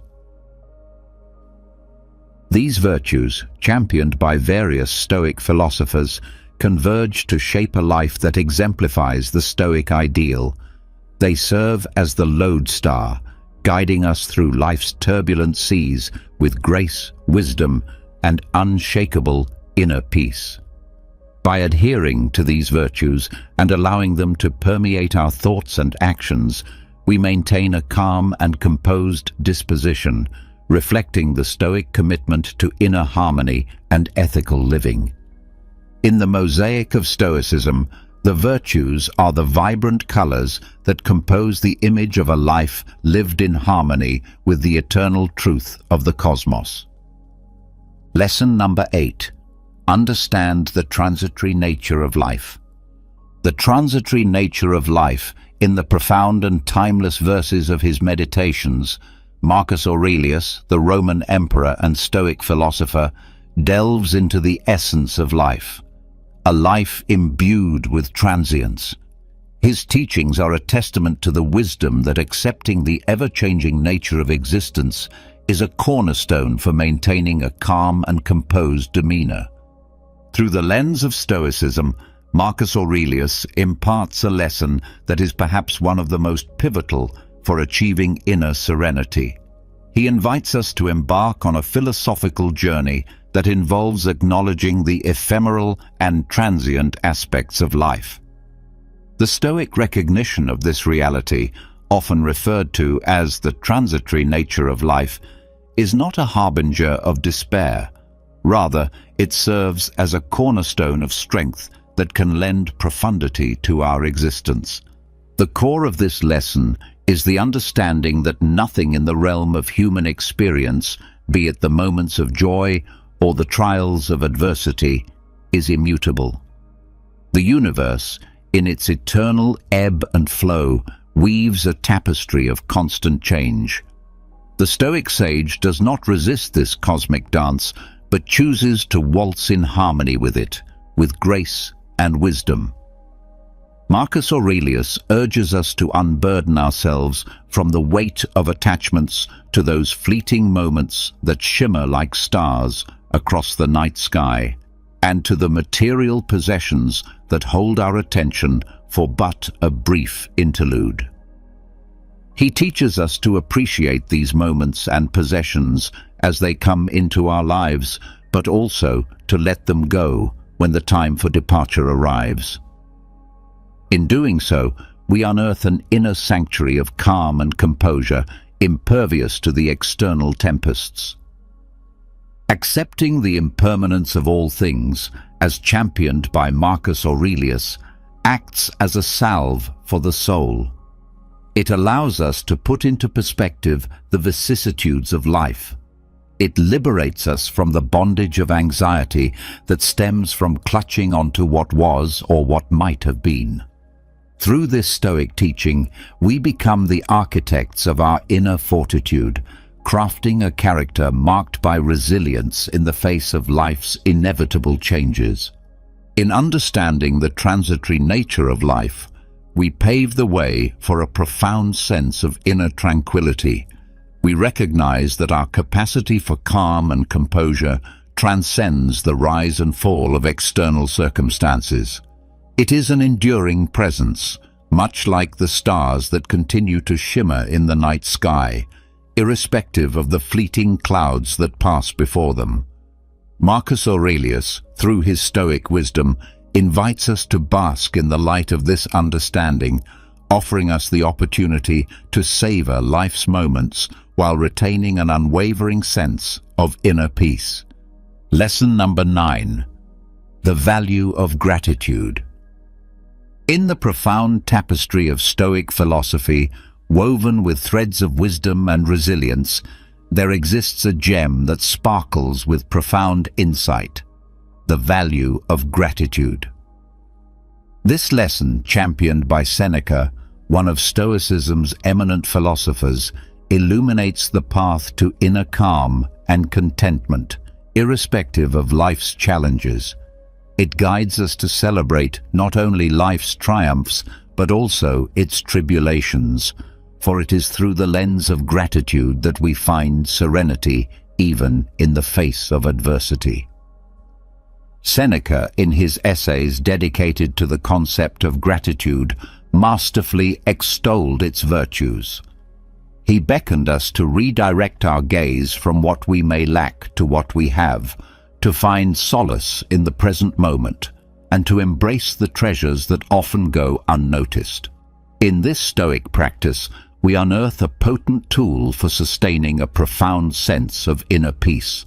The core of Seneca's teachings on gratitude is a gentle reminder that the act of being thankful is not contingent on the abundance of our possessions, but rather on our ability to perceive life's blessings in their myriad forms. In this sense, gratitude is not a mere response to life's easy moments, but a profound acknowledgement that even amidst the tempest's fury, there is a shelter of calm to be found. By cultivating a sense of gratitude, we recalibrate our relationship with life.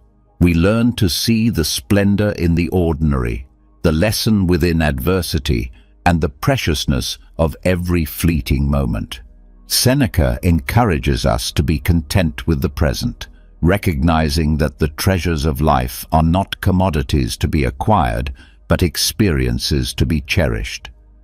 The value of gratitude, as illuminated by Seneca, acts as a guardian of our inner peace. It teaches us to ceaselessly reflect on the blessings that have graced our journey. In doing so, we discover that gratitude is an elixir that transmutes the base elements of despair and longing into the gold of contentment and serenity. In moments of challenge, a heart steeped in gratitude does not falter. It finds strength even in the midst of adversity, for it recognizes that the trials of life too are teachers. As Seneca would remind us, the Stoic spirit does not waver in the face of hardship. Instead, it flourishes, drawing nourishment from gratitude's deep well. In the Stoic tradition, the value of gratitude is an unwavering companion that ushers us towards a profound sense of tranquility. It elevates us above life's tempestuous waves, revealing the serenity that lies in embracing the blessings, no matter how small or seemingly insignificant. With Seneca's wisdom, we come to realize that practicing gratitude is not a mere response to life's joys, but a steadfast embrace of the beauty found in life's most trying moments. With every breath, every heartbeat, and every fleeting moment, we are presented with opportunities to unearth the treasures of gratitude. Seneca's Stoic legacy beckons us to cherish the present, not in spite of life's challenges, but because of them, and to savor the beauty that surrounds us. It is in this luminous practice that we discover a profound sense of tranquility and calm, even amidst the tempests of existence. Lesson number 10. Keep learning and growing. In the profound tapestry of Stoicism, where wisdom is woven with threads of resilience and temperance, we find a radiant lesson that beckons us to embark on a lifelong journey of self-improvement. Epictetus, one of Stoicism's luminaries, stands as a steadfast guide in this pursuit, revealing that the path to inner calm and composure is paved with the stones of personal growth. The Stoic commitment to self-improvement is a recurring theme in the philosophy, finding resonance across different Stoic philosophers. Epictetus, in particular, carries the torch of this lesson with unwavering conviction. He invites us to tread a path of perpetual growth, emphasizing that this commitment is a treasure trove of wisdom that equips us to navigate life's challenges with grace and sagacity. At the heart of this Stoic doctrine lies a profound realization that life is an unceasing voyage. We are not static beings, but vessels of potential, forever capable of evolution. The commitment to lifelong learning and growth is an unyielding call to action, a reminder that no matter where we stand, there are yet horizons to explore and virtues to cultivate. The Stoic pursuit of self-improvement aligns harmoniously with the quest for wisdom and tranquility. It is an acknowledgement that inner calm and composure are not static attributes, but dynamic processes enriched by the ceaseless quest for understanding. Epictetus encourages us to strive for wisdom as we would for a precious gem, knowing that it is the compass that guides us through the labyrinth of existence. The Stoic journey of self-improvement finds its pulse in the ebb and flow of life's experiences. We are not called to perfection, but to progress, not to stagnation, but to steady growth. This Stoic lesson echoes through the corridors of wisdom, whispering that there is no final destination, but an endless odyssey of becoming a better version of ourselves. In embracing this lesson, we learn to navigate life's challenges with resilience and fortitude. The Stoic spirit finds strength not in the absence of adversity, but in the quest for growth, which adversity often catalyzes. We discover that setbacks are not roadblocks, but stepping stones, and every trial is a teacher. The commitment to lifelong learning and growth is a lighthouse in the tempest, a source of calm in the face of life's challenges. It is a testament to the Stoic principle that, regardless of external circumstances, we are the masters of our inner world. The more we learn, the more we grow, and the more we grow, the better we become at weathering the storms of existence. In the echoes of Epictetus's teachings, we find an invitation to celebrate the journey of self-improvement, to revel in the process of learning, and to honor the endeavor of growth. It is a lesson that assures us that with every step taken on this path, we come closer to the heart of Stoicism, a life marked by inner calm, composure, and the pursuit of wisdom. In a world filled with distractions and uncertainties, Stoicism offers a timeless and practical guide to maintaining calm and composure. By embracing these 10 lessons from Stoicism, inspired by the wisdom of different Stoic philosophers and embodying the virtue of temperance, you can navigate life's challenges with grace, wisdom, and inner peace. The Stoic temperance becomes your anchor, guiding you through the storms of existence and helping you keep calm in the face of adversity. As you embrace these Stoic lessons, you discover a profound sense of tranquility and equanimity that enables you to thrive regardless of life's challenges. Today, we're diving into a topic that I'm sure many of you will find very interesting: how to detoxify our minds and stop overthinking everything. It sounds like something we all could use, right? There are times when our minds feel like a whirlwind, constantly spinning with endless thoughts, worries, and doubts that prevent us from being able to fully enjoy the present moment. But don't worry, because today I'm going to share 16 simple strategies based on Stoic philosophy that will help you free your mind and find inner peace. Imagine this: you're in bed, ready to fall asleep, but your mind is racing with thoughts about work, family, unmet goals, and even the future. You keep tossing and turning, unable to quiet the noise in your head. This is something we've all experienced at one point or another, but it doesn't have to be this way. The Stoics, with their ancient wisdom, teach us that we can train our minds to be calmer and more focused. And that's exactly what we're going to explore today. These 16 strategies, grounded in Stoic philosophy, are designed to help us live a more serene and balanced life. We'll take a closer look at each strategy, explaining not only how to apply them in our daily lives, but also why they work and how they can transform the way we think. To make this even more meaningful, I'll accompany each strategy with a special quote from a Stoic philosopher that will inspire you and help you understand the concept better.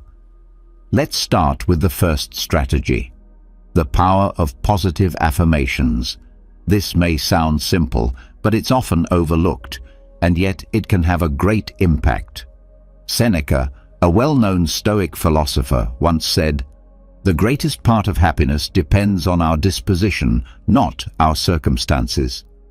Positive affirmations are statements we repeat to ourselves with the intention of fostering a positive mindset and empowering ourselves. They are important because our thoughts have a profound effect on our perception of reality. If we constantly tell ourselves negative things, we'll begin to see the world in a negative light. However, if we change that internal dialogue and start telling ourselves positive things, our perspective can change drastically. For example, imagine waking up in the morning and the first thought you have is, "Today is going to be a difficult day."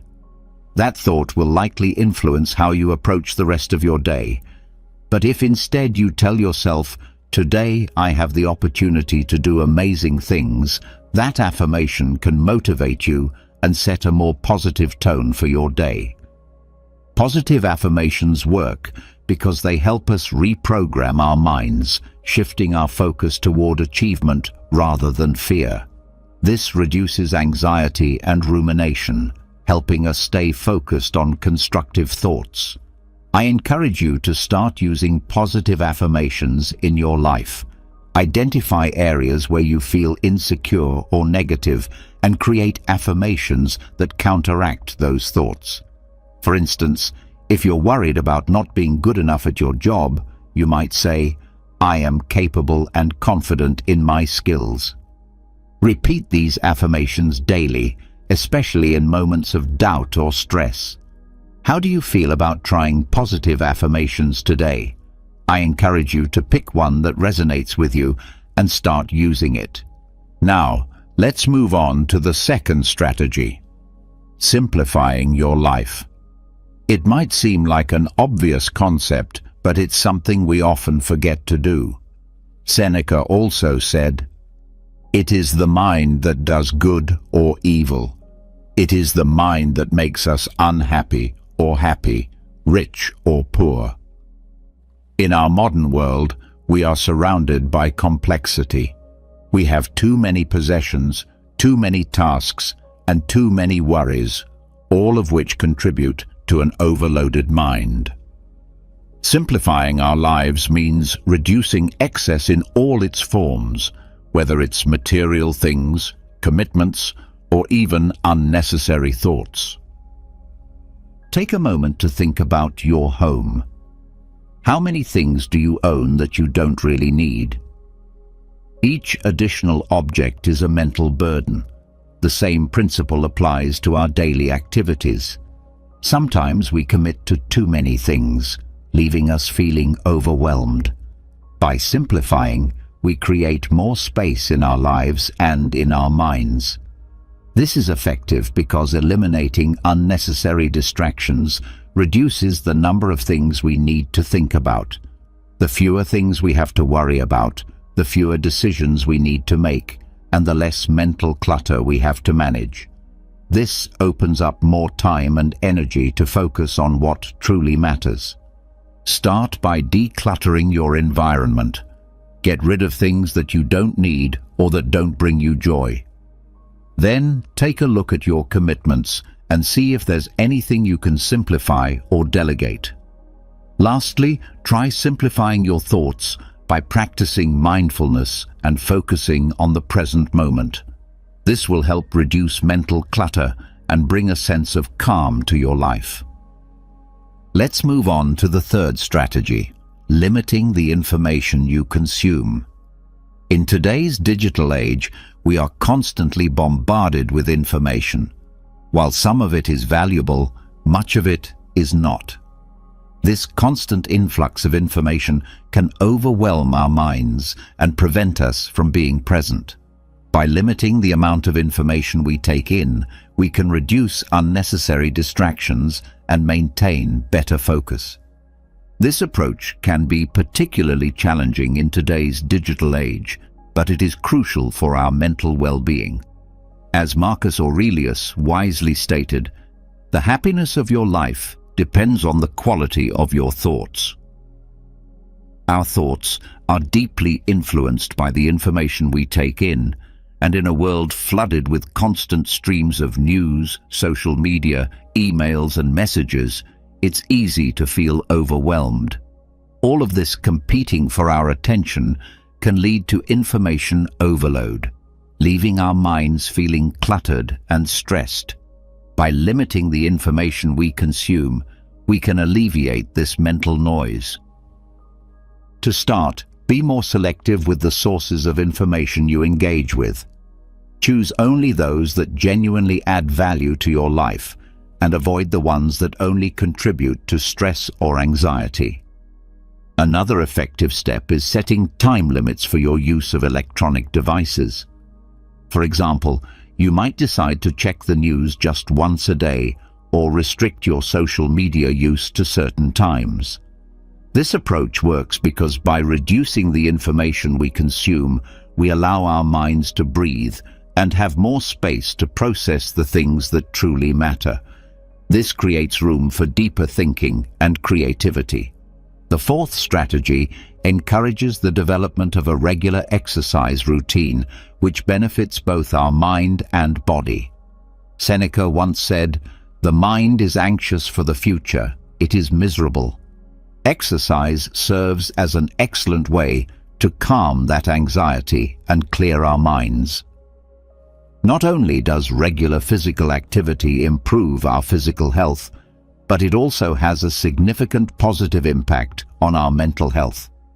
When we exercise, our body releases endorphins, the chemicals that make us feel good and reduce stress.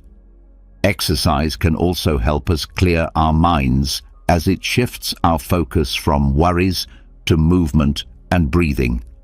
Imagine starting your day with a run, feeling the fresh air against your skin, the rhythmic movement of your feet on the ground, and your mind starting to clear. As you run, the worries about work or personal issues fade into the background. You're simply enjoying the moment, which is a great way to practice mindfulness while also taking care of your body. This works because exercise not only enhances physical fitness, but also helps us manage stress and anxiety more effectively. Furthermore, it provides a sense of accomplishment and well-being, which improves our overall attitude toward life. It's highly beneficial to incorporate more physical activity into your daily routine. The fifth strategy is daily meditation. Though this practice may seem simple, it has a profound impact on our mental clarity. Meditation is a powerful tool to calm the mind and reduce an excess of thoughts. It involves taking some time each day to sit in silence, focus on your breathing, and observe your thoughts without judgment.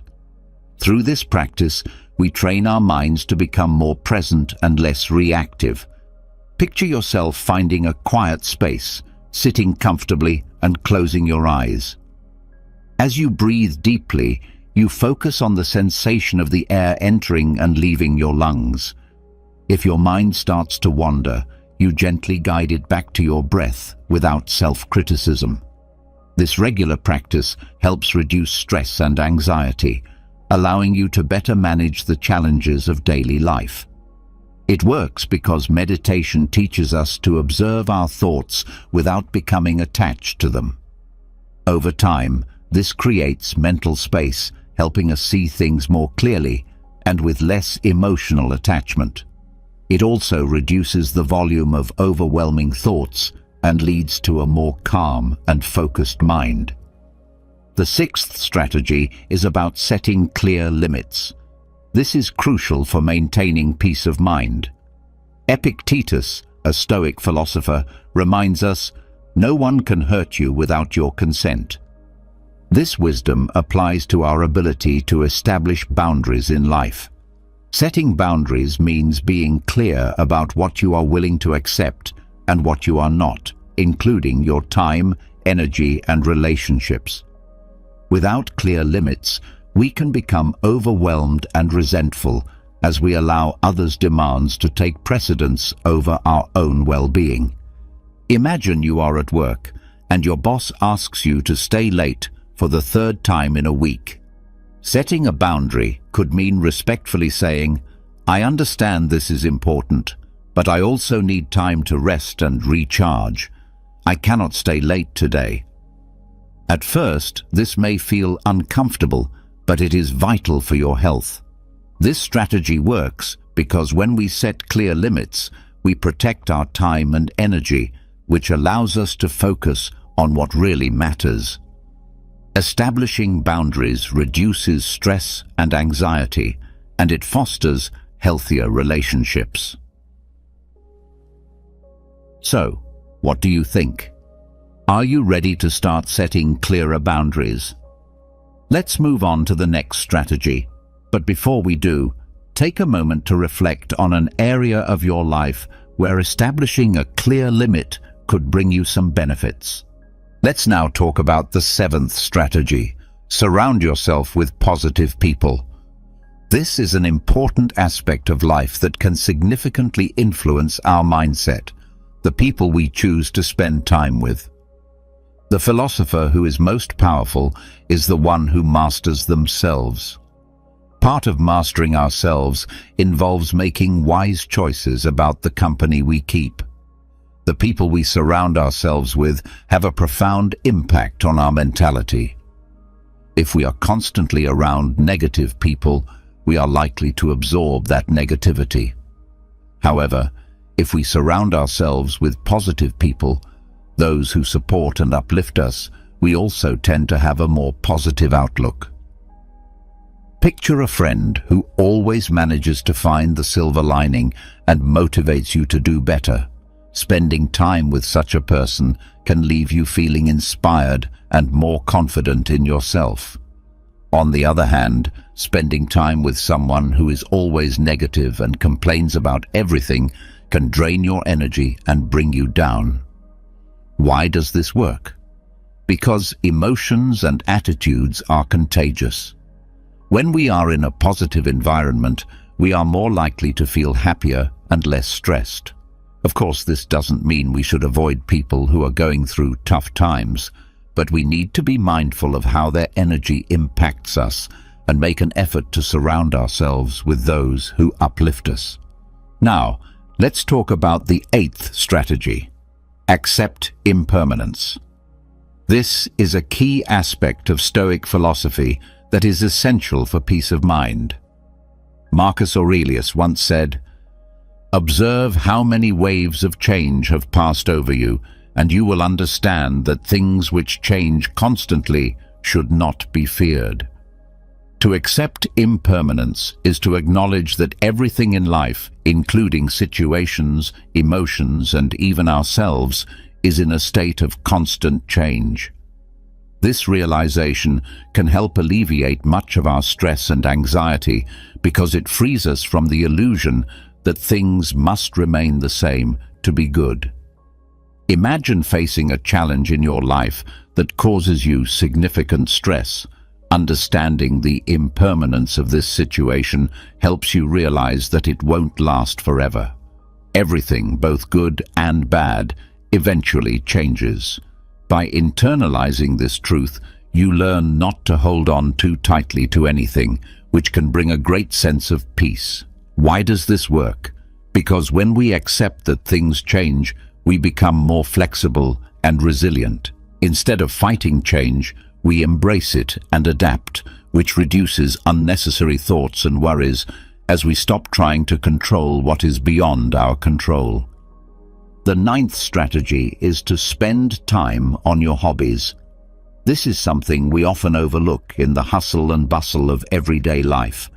Epictetus reminds us that leisure, when combined with meaningful activities, is essential for a fulfilled life. Our hobbies are the activities we are passionate about and that bring us joy. When we dedicate time to these hobbies, we allow ourselves a break from our daily worries and focus on something that makes us happy. This is not just a mental break, but it can also become a source of inspiration and creativity. Imagine you enjoy painting. If you set aside an hour a day for painting, it can be a wonderful way to clear your mind, express your emotions, and reconnect with yourself. It's not about being the best at your hobby. It's about enjoying the process and allowing yourself that time for self-care. Why does this work? Because when we give ourselves permission to engage in activities that bring us joy, we nourish our soul, reduce stress, and help maintain a healthy balance in our lives. Hobbies also offer an excellent opportunity to practice mindfulness as we become fully immersed in the activity at hand. So, what do you think? Are you ready to dedicate more time to your hobbies? Let's now move on to the 10th strategy. But before we do, think of a hobby that brings you joy and how you can integrate it more regularly into your routine. Now, let's discuss the 10th strategy. Learn to say no. This is something many of us struggle with, yet it is one of the most powerful tools we can develop to protect our peace of mind. As Seneca wisely said, it's not that things are difficult, but that we don't dare to say they are difficult. Learning to say no can help us avoid feeling overwhelmed and resentful. Often, we feel obliged to say yes to every request made of us, whether it's at work, in our families, or within our friendships. However, this can lead to stress and exhaustion. Imagine being asked to take on an additional project at work when you are already at your limit. Saying yes might only add to your stress, but saying no in a firm yet respectful way helps protect your time and energy. Why does this work? Because when we learn to say no, we are protecting our mental well-being and setting healthy boundaries. Saying no allows us to focus on what truly matters without taking on more than we can handle. It enables us to prioritize what truly matters and avoid the exhaustion that comes from overcommitting. Saying no does not mean being selfish. Rather, it is an act of self-care that makes us more effective and happier. By saying no, we protect our time and energy, ensuring we can focus on what is most important. So, what do you think? Are you ready to start saying no when it's necessary? Take a moment to reflect on a recent situation where you could have said no and consider how it might have reduced your stress level. Next, let's talk about the importance of cultivating patience. Patience is a key virtue in maintaining serenity and composure in difficult situations. Marcus Aurelius once said that life is more like a battle than a dance, as we must be constantly alert and prepared for unexpected challenges. Patience is the ability to tolerate delays, problems, or suffering without becoming angry or anxious. In today's fast-paced world, where instant results are often expected, cultivating patience is essential for reducing frustration and stress. When we practice patience, we are better able to handle difficulties and reduce overwhelming thoughts. For instance, imagine you are in a long queue waiting for your turn. Instead of becoming impatient, you take a deep breath and use that time to reflect, observe, or simply relax. Why does this work? Because patience allows us to accept things as they are, without trying to force them to be different. This reduces mental resilience and anxiety, helping us make more informed and thoughtful decisions. Reflect on a recent situation where you could have been more patient and how it would have changed your experience. Now, let's explore the 12th strategy: finding time for nature. Spending time outdoors in nature can have a profoundly calming effect on our minds. Nature offers us an opportunity to disconnect from the noise and busyness of everyday life, reminding us of the beauty and simplicity of the world around us. Imagine taking a walk in the park or hiking through the woods. You feel the fresh air, hear the birds singing, and see the greenery surrounding you. This simple act can help clear your mind, reduce stress, and make you feel more connected to the world around you. Why does this work? Because nature has a restorative effect on our brains, helping us relax and recharge. Moreover, being in nature encourages mindfulness as we focus on our senses and the present moment, allowing us to be fully immersed in the experience. Another important strategy is to take a regular digital break. In our digital age, we are constantly connected to our devices, which can lead to information overload and a constantly busy mind. A digital disconnection involves taking a break from electronic devices and the constant stream of information they bring. Imagine spending a whole day without checking your phone, reading emails, or scrolling through social media. At first, it might feel strange, but soon you'll notice a sense of freedom and peace of mind. You will have more time to be present, enjoy activities without interruptions, and reconnect with yourself. Why is this effective? Because disconnecting digitally gives our minds a rest from the constant bombardment of stimuli, reducing stress and anxiety. It allows us to be more focused and present in our lives, and also helps us develop a healthier relationship with technology, using it in a more intentional and mindful way. Finally, let's talk about the power of practicing forgiveness. Epictetus taught that it is not what happens to us, but how we react to it, that matters. Forgiveness is not about justifying the negative behavior of others, but about freeing ourselves from the grip of resentment and bitterness. When we hold on to grudges, we keep the wounds of the past alive, which only causes us more pain. Practicing forgiveness allows us to heal and move forward. Imagine that someone has hurt you. Forgiving them does not mean that what they did was right, but it means that you choose not to let that hurt control your life any longer. By forgiving, you release the emotional charge associated with the incident and allow your mind to focus on more positive and meaningful things. These negative emotions consume a significant amount of our mental energy, leaving us drained and focused on the past. By letting go of grudges and choosing forgiveness, we free ourselves from this weight, allowing our minds to focus on the present and on positive aspects of life. This shift not only lightens our emotional load, but also reduces the frequency of negative thoughts. In turn, we can improve our mental health, making room for more positivity and allowing us to live fuller and happier lives. So, What do you think? Are you ready to embrace the practice of forgiveness? Take a moment to reflect on a situation where forgiving someone could have a profound impact on your life, and think about how that could change your experience moving forward. Next, we move on to the fifth strategy: keeping a personal journal. Writing in a journal is a powerful practice that can help you organize your thoughts and emotions.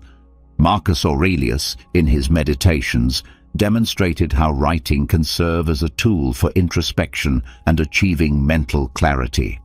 By regularly recording your thoughts, you give yourself the freedom to express your emotions, helping you understand them better and find solutions to your problems. For instance, imagine you're feeling overwhelmed by a challenging situation in your life. Writing about it in your journal allows you to explore your feelings, process your thoughts, and consider possible approaches to the issue at hand. This act not only helps you navigate through your emotions, but also alleviates mental burden by transferring your thoughts from your mind onto paper. Why does this work? Because writing organizes our thoughts and offers a fresh perspective, which is incredibly helpful for reducing stress and anxiety. Journaling acts as a form of self-therapy, fostering personal growth and enhancing self-understanding. The final strategy we will discuss is practicing self-compassion. As Shaker often reminded us, we suffer more in our imaginations than in reality. Self-compassion involves treating yourself with the same kindness, patience, and understanding that you would offer to a dear friend. When we make mistakes or face challenges, it's easy to become self-critical and harsh on ourselves. However, practicing self-compassion allows us to accept our imperfections and gives us permission to be human. Imagine you've made a mistake at work. Instead of mentally punishing yourself, you decide to be kind to yourself, telling yourself that mistakes are part of being human and that it's important to learn from them and move forward. This approach not only alleviates stress and anxiety, but also cultivates a growth mindset and resilience. Why is this effective? Because self-compassion helps us manage stress and pressure in a healthier way.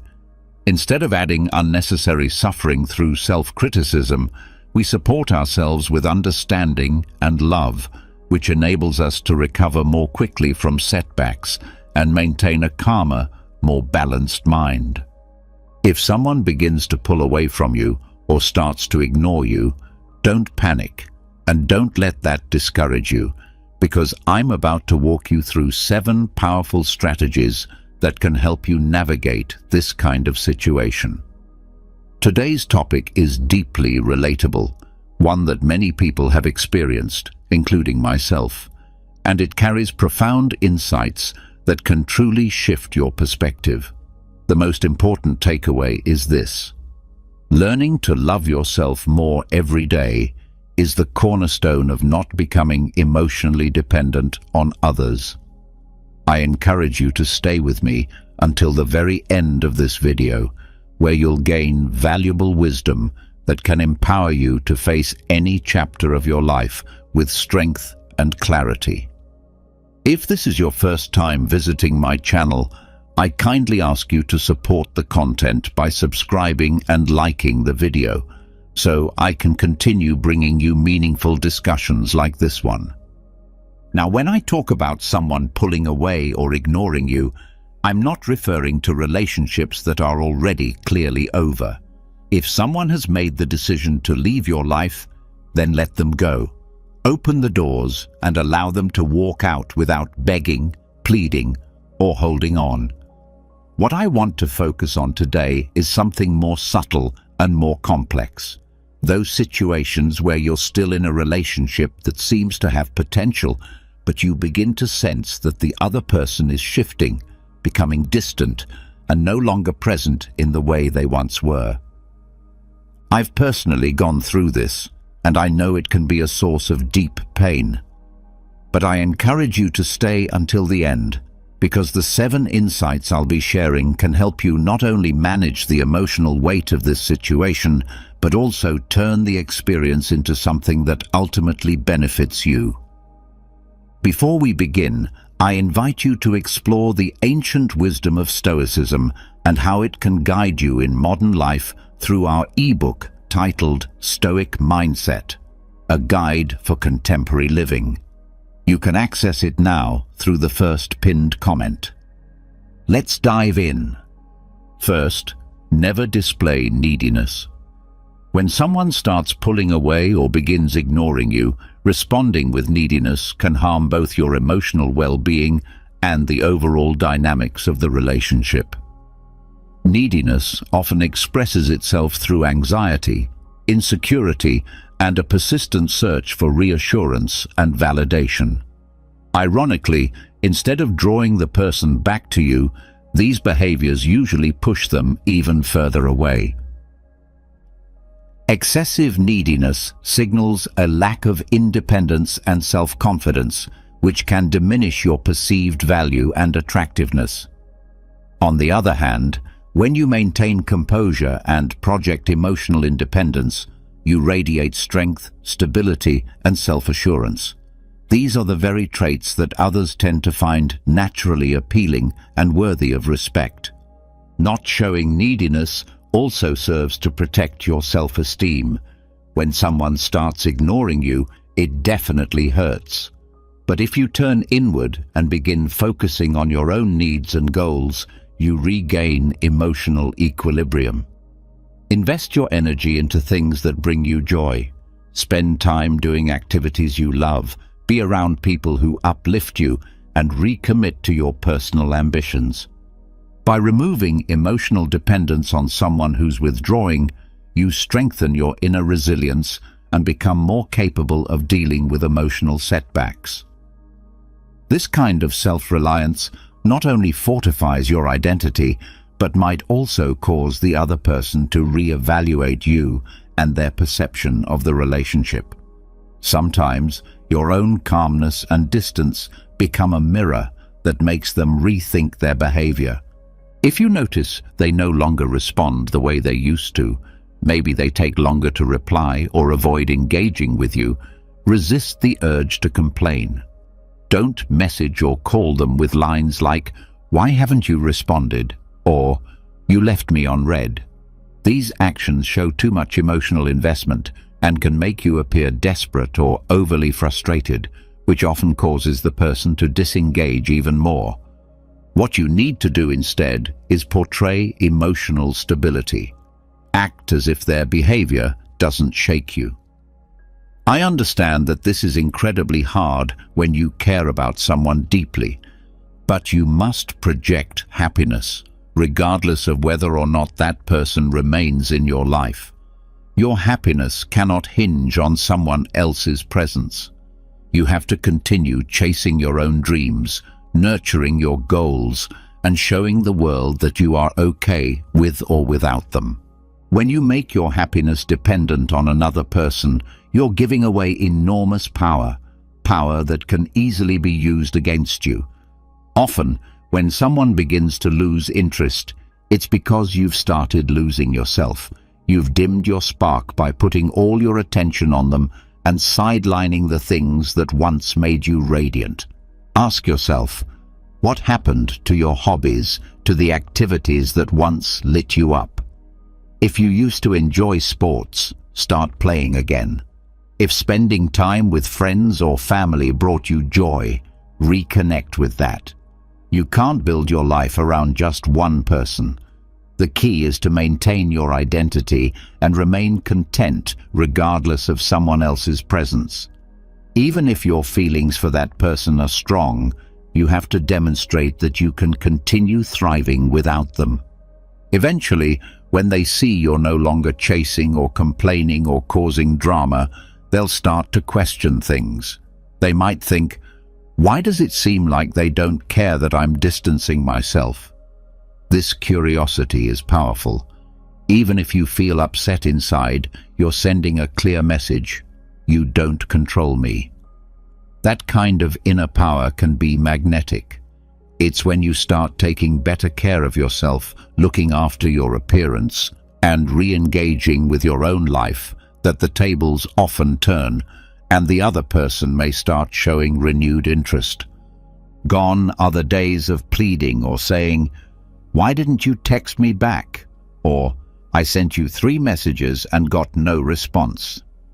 That version of you is gone, because now you have a life filled with purpose and people and things that bring you joy.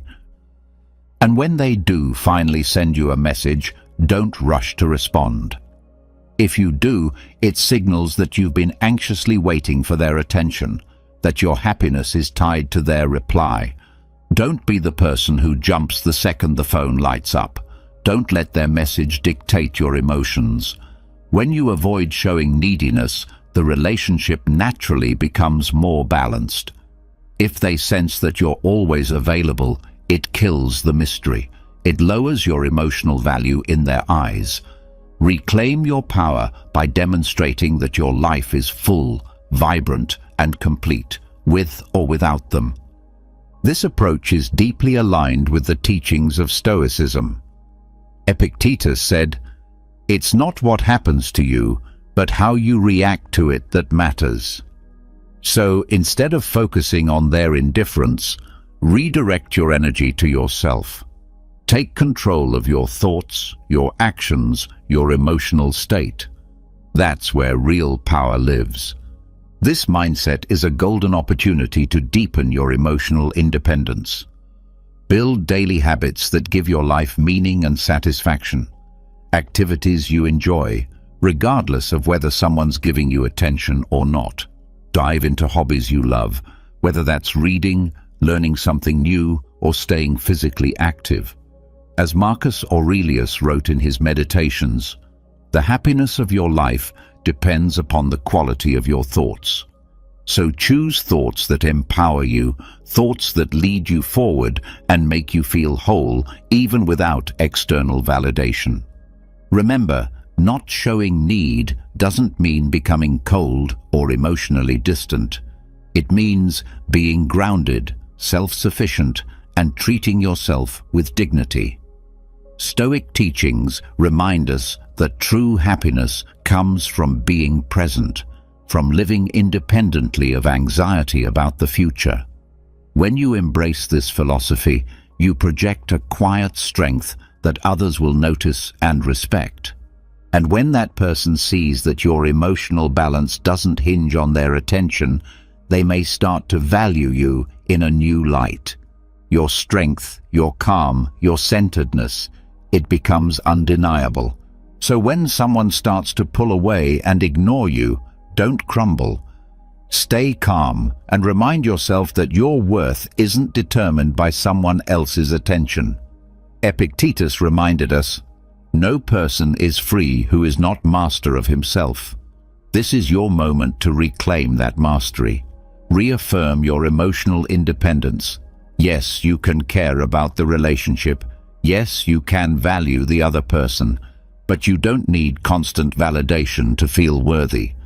By practicing emotional independence, you develop a serenity that's not easily shaken by someone else's behavior. In practical terms, this means honoring your commitments, nurturing your passions, and staying connected to the people who genuinely care about you. As Seneca once said, "The life we truly live is short, so it's important to make the most of every moment, growing, evolving, and indulging in the things that bring you joy." If you notice that your thoughts are constantly revolving around another person, it's time to redirect your attention toward pursuits that add value and happiness to your life. Doing this not only boosts your overall well-being, but also sends a message of inner strength and self-assurance. Developing a Stoic mindset requires acknowledging that while you can't control what others do, you always have control over your reactions to them. Marcus Aurelius once said that the art of living is more like a battle than a dance, because life demands constant readiness for the unexpected. When someone chooses to walk away, instead of succumbing to sadness, use the situation as a way to build your character. Demonstrating your ability to remain composed and continue enjoying your life will naturally draw people toward you, attracted by your stability and strength. Showing that you don't need anyone to feel complete also means protecting your own time and space. If someone sees that you've abandoned your own priorities to revolve your life entirely around them, they may begin to lose both interest and respect. Seneca wisely pointed out that the greatest wealth is being content with little. Apply this mindset to your relationships by valuing the time you invest in yourself. Devoting energy to your personal projects and hobbies communicates that your life is rich and fulfilling on its own, something inherently appealing to others. Ultimately, it's crucial to remember that all things, including relationships, are temporary. Epictetus taught that it's not external events that shape us, but the power within us. This Stoic lesson helps you stay calm and grounded when someone chooses to leave. The one thing you can always rely on is your capacity to adapt, to grow, and to remain emotionally resilient. Embracing this philosophy allows you to navigate life with strength and balance. When you live this way, your relationships naturally become stronger. Others are more drawn to you because they see someone who isn't desperate for attention, but instead someone who is fulfilled and purpose-driven. Most importantly, you'll discover how to be truly happy on your own, and that's the real goal of any life philosophy. Being constantly fixated on someone you like can be overwhelming, especially in the early stages when emotions are intense and you naturally want to spend as much time with them as possible. But if you're trying to avoid appearing overly needy, you must stay rooted in your own passions and interests. Reflect on what you enjoyed before the relationship entered your life. You can't just sit around waiting for their messages or share every detail of your daily routine with them. Your partner isn't your personal journal or daily log. You don't need to update them with every move you make. I woke up, now I'm heading here, now I'm doing this. Because when you do, you leave no room for curiosity or genuine interest. If that person doesn't message you, resist the urge to panic or play detective by obsessively checking their social media, monitoring who's interacting with them or who's liking their posts. This kind of behavior creates emotional dependency. When the other person senses that your happiness is completely tied to them, it weakens your appeal and gives them the power to treat the relationship however they want. Your world cannot revolve entirely around theirs. Don't abandon your hobbies just to adopt theirs. Don't neglect your friends in the hope of blending into their social circle. These efforts may come from a fear of losing them, but ironically, such behavior often causes that very loss. You lose your identity, and along with it, your magnetism. Before you question why their behavior toward you has shifted, ask yourself if you have changed your own behavior in the relationship. Are you still the same person they were initially attracted to? Or have you become someone completely different? By pulling back some of that energy and returning your focus to yourself, your natural attractiveness begins to resurface. That's why it's so important to have a personal goal, a dream that fuels your motivation. If you're job hunting, immerse yourself in that journey. When you're focused on achieving your own aspirations, you naturally become more attractive. The other person will notice that you have your own rich and vibrant world. You should be able to enjoy simple moments, whether it's a walk in nature, watching a movie, enjoying a meal, or diving into a hobby, without relying on your partner for happiness. Of course, you can be happy with them, but you must also be capable of happiness without them. Many people confuse love with dependency. They believe that without their partner's constant presence, they can't enjoy life. But that's not love. It's attachment and dependence, and it creates an unhealthy relationship dynamic.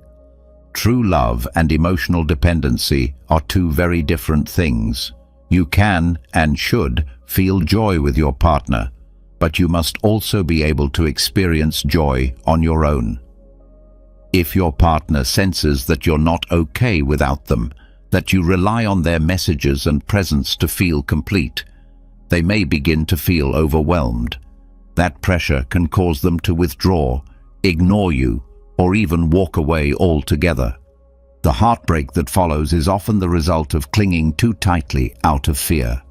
I speak so plainly about this because I've experienced it myself.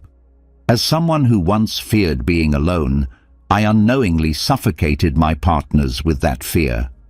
In the end, what I feared most became my reality, because I had lost myself in trying to keep someone else close.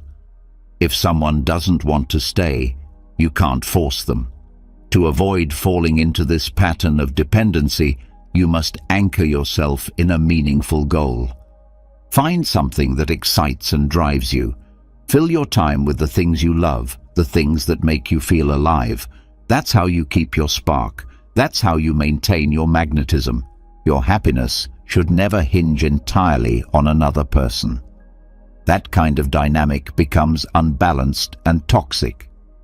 Marcus Aurelius, in his Meditations, reminds us that we must find peace in being with ourselves, that our inner calm should not be dictated by outside forces.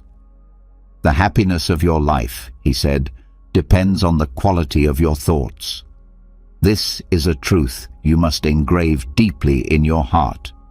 Your worth isn't measured by how much attention someone gives you. You need to find your fulfillment in your own interests and passions. Seneca, too, emphasized the value of emotional self-sufficiency. He who has learned how to die has unlearned how to be a slave, he wrote, pointing to the freedom that comes from detachment and independence. Apply this to your daily life. Immerse yourself in your goals. Take time to do the things that excite you.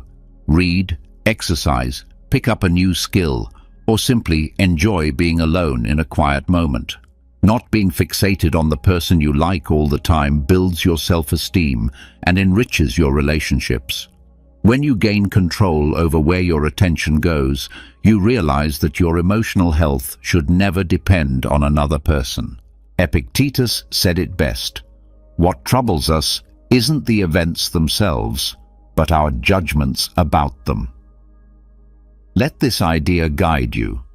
Instead of using your energy to worry about someone else's actions, direct it toward your own dreams. When you feel the urge to check your phone or social media to see if they've messaged you, remember Seneca's words. It is a great fortune to return to the essential.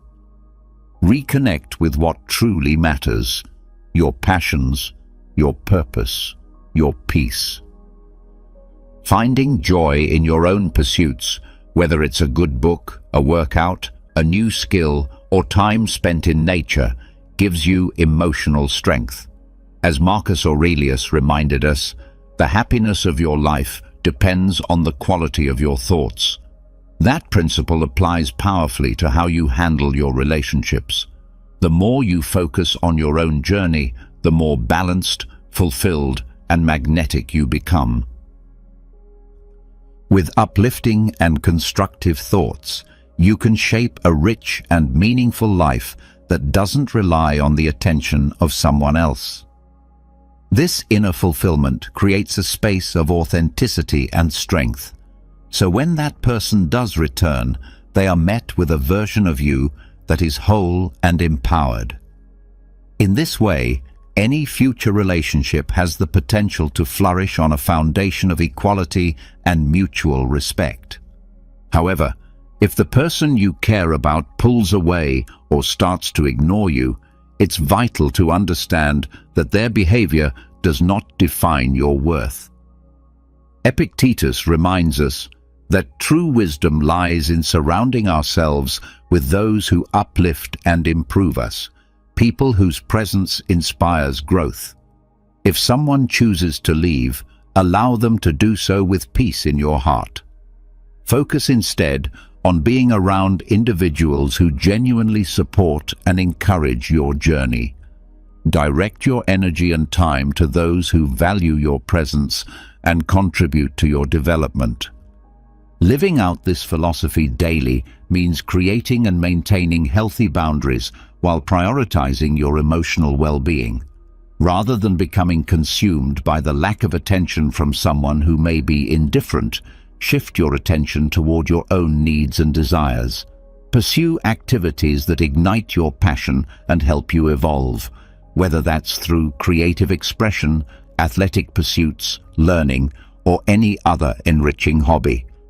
The essence lies in cultivating a life that feels abundant and fulfilling on your own terms. Epictetus also teaches us an essential truth. We have no control over others, only over ourselves. So, instead of hoping for things to unfold exactly as we wish, we must wish for things to unfold as they are and embrace them with grace. If the person you care about distances themselves or no longer gives you attention, accept the reality with calmness and continue moving forward. This approach not only preserves your dignity, but also naturally boosts your self-respect and appeal. To spark renewed interest in your partner, it's important that they begin to sense your absence in a meaningful way. This doesn't mean disappearing entirely, but subtly reducing how frequently you reach out and how much attention you show. This isn't about manipulation, it's about shifting your focus inward. Spend time nurturing your own passions, enjoying the company of friends, staying physically active, and living with joy independent of your partner's presence. As your partner notices that you're not as available or emotionally dependent as before, they may start to feel the absence of your attention. This sense of loss can reignite their interest. When someone realizes they no longer have control or predictable access to you, they begin to miss you and reflect more deeply on your presence in their life. It's a natural human tendency to desire what isn't easily obtainable. Scarcity often increases value. So, by becoming less available, your partner may start to wonder what has changed, what you're doing, and why they no longer hold the same sway over your emotions. Yet, simply creating distance isn't enough. Use this time to invest in your own growth. Take care of your body, pursue personal goals, develop new skills, and strive to become your best self. These efforts won't just serve your personal development, they'll also make you more captivating and attractive. When your partner does reconnect, they will notice these positive changes, and this renewed sense of self may spark a deeper admiration and attraction. In essence, when your partner starts to withdraw or act distant, resist the urge to seek reassurance or show neediness. Don't be constantly available or overly attentive. Let them feel your absence. Focus on your own life, your pursuits, and your personal progress. Not only will this enrich your life, but it may also reawaken your partner's appreciation and desire for you. Stoic philosophy offers profound insight into handling such emotionally challenging situations. It teaches us to center our thoughts on what we can control, namely, our own actions and reactions. As Epictetus wisely states, it is not events that disturb us, but our interpretation of them. So rather than obsess over your partner's behavior, redirect your energy toward your personal growth and emotional health. This not only preserves your inner peace, but can also renew your partner's interest as they observe your composed and focused demeanor. To truly make someone feel the impact of your absence, it's essential to cultivate emotional independence. Marcus Aurelius, in his Meditations, urges us to live in harmony with our nature and not be driven by the expectations of others. In practice, this means dedicating time to pursuits that feed your soul, whether it's reading, meditating, engaging in sports, or acquiring new knowledge. These activities not only reduce our dependency on external validation, but also enhance our attractiveness, both to others and to ourselves. Applying Stoic principles to daily life involves accepting that relationships and emotions are not permanent. Seneca beautifully said that while we cannot stop the wind, we can adjust our sails. If your partner grows distant or stops engaging with you, don't resist the reality. Embrace it with dignity and adjust accordingly. By choosing to live authentically and prioritize your own development, you create an environment in which the other person may begin to reevaluate your worth and the nature of your relationship. When you're faced with someone pulling away or ignoring you, remember that Stoicism emphasizes resilience and discipline. Epictetus advised us to first decide who we want to become, and then to do what must be done to live that truth. Take this moment as an opportunity to define the kind of person you want to be, someone strong, self-sufficient, and growth-oriented. Reflect deeply on your values and aspirations, and let these guide your actions. This will not only ground you, but also make it clear that you don't rely on anyone's constant attention to feel complete. A critical part of making someone feel your absence is maintaining a calm and composed attitude. Seneca reminds us that those who suffer in anticipation suffer more than necessary.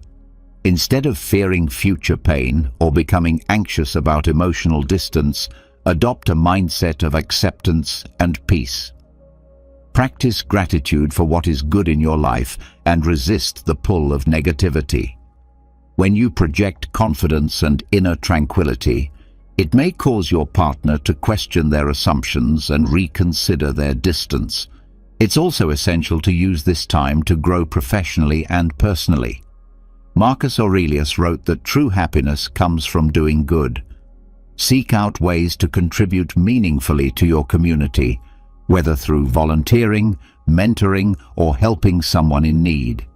These acts not only strengthen your character, but also demonstrate to your partner that you are a whole, capable, and valuable person in your own right.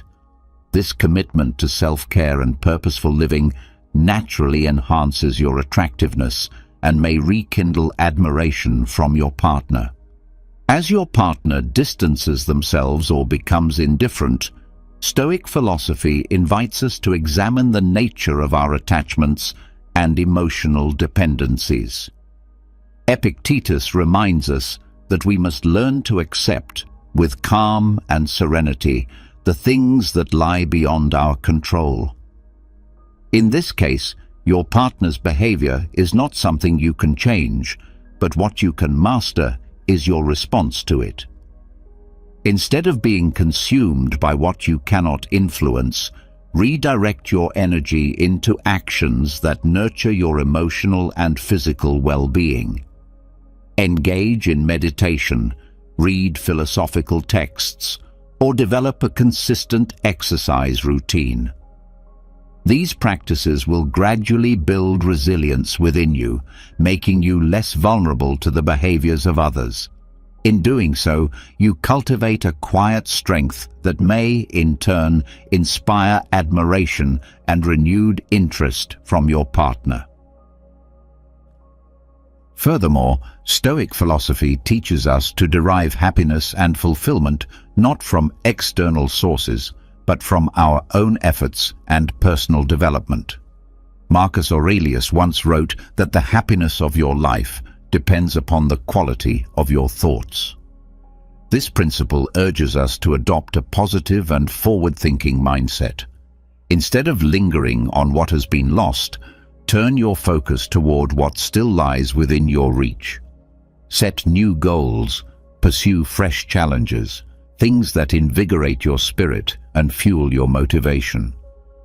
When your partner sees you thriving, growing, and embracing life, even during moments of emotional distance, they may feel a renewed attraction, seeing in you a figure of strength and self-sufficiency.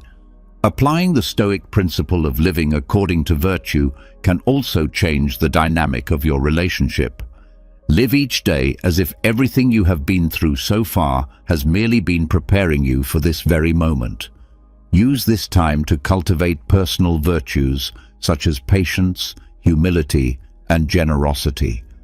Offer help to others without expecting anything in return. Seek ways to improve your surroundings and contribute to the well-being of those around you. This way of living not only enriches your sense of fulfillment and inner completeness, but it might also encourage your partner to reflect on their own actions and reconnect with the bond you share. It becomes a quiet call to deeper connection, sparked by your inner transformation. Regaining your emotional independence is essential, especially when navigating the complexities of a distant or inattentive partner. It's important to understand that the foundation of any healthy relationship lies in emotional autonomy. When you rely entirely on your partner for happiness, it's easy to become entangled in cycles of anxiety and disappointment during periods of neglect. Therefore, it's vital to work on building your self-esteem and nurturing your self-love. Devote time to activities that make you feel alive and appreciated, whether it's engaging in a sport, delving into a good book, practicing meditation, or simply enjoying something you love. These activities will not only keep you mentally engaged, but will also help you reconnect with yourself and your value beyond the relationship. Emotional independence grants you a steady inner core that's less shaken by the inevitable ups and downs of romantic life. This doesn't mean you love your partner any less. It means your joy is not tethered solely to their presence. Such steadiness and confidence can be deeply attractive to a partner, as it conveys a sense of security and self-assurance. You will be able to enjoy their company without making them the sole source of your emotional well-being. And if the relationship should falter, your sense of self-worth and ability to move forward will remain intact. This resilience and maturity not only empower you, but may also rekindle your partner's admiration and desire for you. Re-establishing your emotional independence becomes even more vital when someone you care about grows distant or chooses to ignore you. During such moments, it's crucial to remember that your inner peace and happiness must not be dependent on another person's actions. Epictetus taught that we are not disturbed by things themselves, but by the judgments we attach to them. Our own interpretation is what causes us pain or brings us calm. So we must learn to manage our reactions and refuse to be held hostage by the behavior of others. A key step is to shift your attention back to yourself. Practicing self-discipline and engaging in self-reflection will help you gain clarity about your emotions and allow you to step away from external emotional dependence. Marcus Aurelius echoed this truth when he said that the happiness of your life depends on the quality of your thoughts. By deliberately cultivating constructive and empowering thoughts, you begin to strengthen your emotional core and reduce the emotional impact that others' absence might have on you. Simple yet powerful practices such as meditation or journaling can help implement these Stoic principles. At the start or end of each day, take a quiet moment to reflect on your emotions and thoughts. Consider whether your reactions align with your values and whether they are within your control. Seneca observed that the greatest strength lies in self-mastery. Control your thoughts and emotions so that you don't fall into the trap of emotional dependence. Maintaining a self-care routine also plays an important role in this process. Prioritize activities that bring you personal joy and a sense of accomplishment.